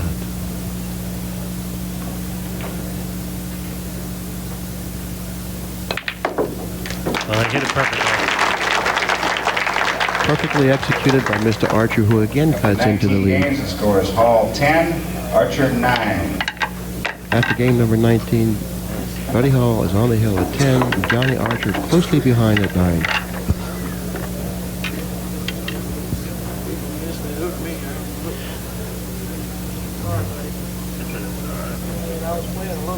This has been an extremely entertaining and exciting match, Mark. And I'm sure the fans that are watching this match, and also you viewers here who are going to eventually watch this match, are going to be extremely pleased with what you're seeing here.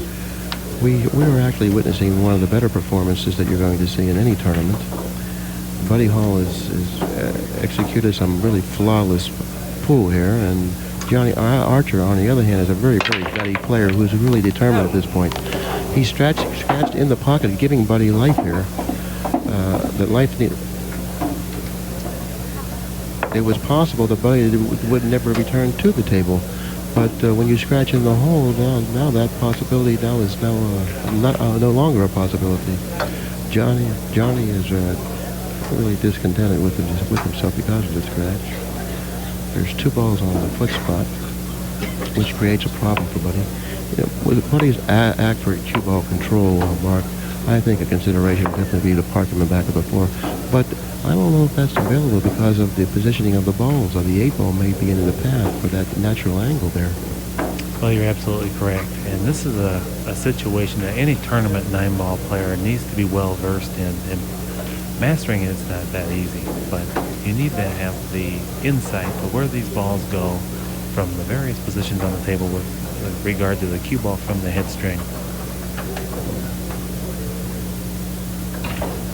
Now that we have an opportunity, let's explain where the layout is. The 4 ball is the ball on the right-hand portion of the screen, on the lower right-hand portion of the screen. The 7 ball is on the right-hand portion of the screen in front of the side pocket. The ball behind that is the 3 ball. The 3 ball is the ball next to the cue ball now. The 8 ball is in the center of the table. The 6 ball is by the head string in the center of the table. I think what Buddy's going to try to do here, Mark, is put him behind the 7.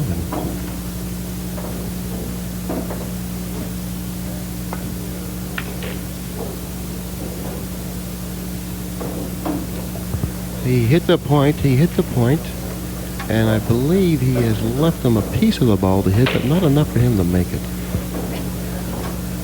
Buddy's not pleased with the shot. Yeah, Buddy was trying to get him behind a 3. He was going completely down the other end of the table to get him behind a 3, and he almost did that, but he hit the point on the side pocket. I mean, it wasn't disastrous. I believe he can hit a portion of the 1, but I don't believe he can hit enough of the ball to make it.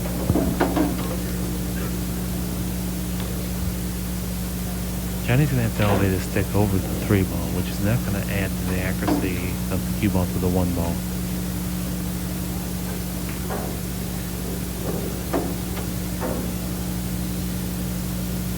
One shot that's available here would be the bank shot all the way down the table and control the cue ball to bring it down here by the 2 and the 4 ball on the end rail.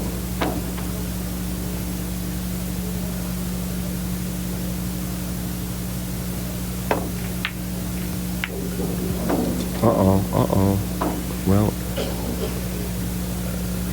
he misjudged the path of the cue ball and the 1 ball in that particular shot, and it may turn out to be fatal here. I think Buddy, what he has now is an option. He can either go for the run out, but by doing that, achieving position on the 2 ball, which is the ball located on the bottom rail in the center, is quite difficult. I believe what he's going to do, Mark, is bury Johnny underneath the 2 ball. No, he's not going to do this. He's going to spin it and take the tough cut on the 3. Punch quickly on the 2. No, he's going to spin it and go into the 2.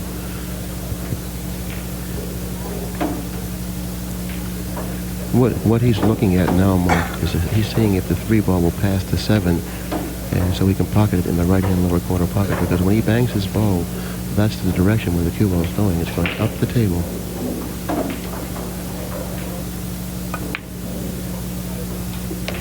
It looks like he's going to hit the 3, and it looks like he's ended up with a fairly nice shot on the 3 where he can get position on the 4. He's going to spin this ball 2 rails toward the 8 ball, which is located in the center of the table. No, he's look like he's following this ball through the 7 and 8. I don't think I would do it. No, he did. He spun the ball toward the 8 through the 7 and 8. That was the shot I would have shot there, Mark. Buddy's initial shot of this run was very well thought out. Had he not come up with an easy shot on the 2 ball, he would have still had a relatively easy safety play.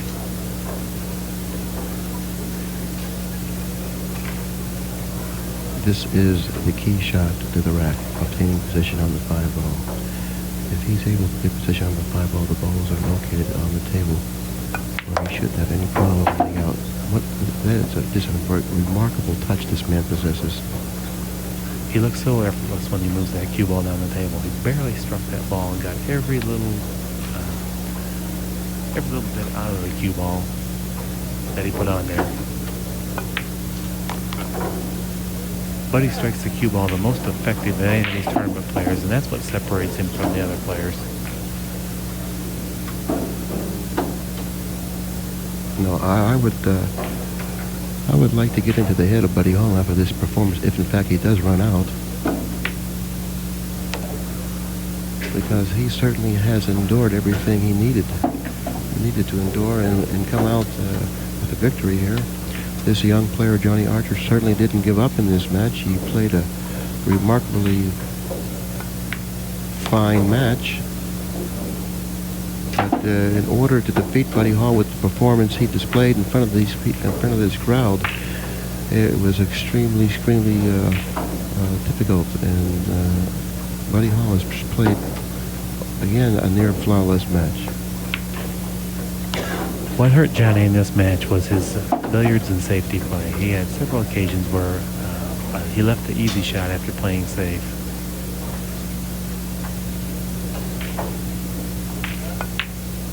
Remarkable performance by Buddy Hall. Winner, 11 to 10 over Johnny Archer. A big hand, third place, 20 years old. Johnny, thanks for playing, buddy. Nice tournament. Okay, ladies and gentlemen, we're going to take about a 10-minute break. We'll be right back with Mr. Mike Massey. He's going to do a couple of trick shot exhibitions, and we'll get right into the finals. Buddy Hall and Mike LeBron. Very quickly, Buddy. We don't have much time here. Everything's going to be on tape. I want to get into your head real quickly here. Buddy, you've been playing really spectacular here at this event. I mean, your last 4 or 5 or 6 matches, I mean, I've never seen you play any better. I mean, these performances are just magnificent. And Johnny Archer was very stubborn. He didn't give up. He was very tenacious, as Mark mentioned. What were you thinking during the match? And I know you're pleased with your performance. I'm very pleased with the way I played. I didn't make any balls on the break. I think I made a ball twice. I felt like it was quite an accomplishment to beat Johnny by not making any balls on the break. He made balls on the break a few times, but I think Johnny's probably the best young up-and-coming player right now on the tour. I'm kind of at a loss for words right now. I'm really tickled to death with my performance, and praise God I won. That was awfully nice of you to say them kind of things about Johnny, and praise God you did win, and certainly he had a little bit to do with it, but I'm not sure he was the sole who had all the responsibility there. I think that you had a little to do with it. And you're going into the finals now with Mike LeBron, who is really a strong-willed competitor. He's a very deliberate player. And how do you feel about that right now? Well, Mike is a great player. I've got my hands full. If I can be fortunate enough to get past the first set, I think I've got a real good chance to win the tournament. Getting by the first set may be a chore in itself. Well, it certainly will be a chore, but the way you're playing, I think that he's going to have the more difficult one. Thanks a lot, buddy, and congratulations again, and good luck in the finals. Okay, this is Bill Incardona along with Mark Wilson, and I really enjoyed doing this match along with you, Mark. It certainly was a very, very entertaining match and a very well-played one as well. We get to see some spectacular shot making, and it's been a pleasure working with you again too, Bill. Anyways, very shortly we'll be doing the final match, and the contestants in the final match, as we all know, are the tenacious Buddy Hall playing the very, very stubborn Mike LeBron.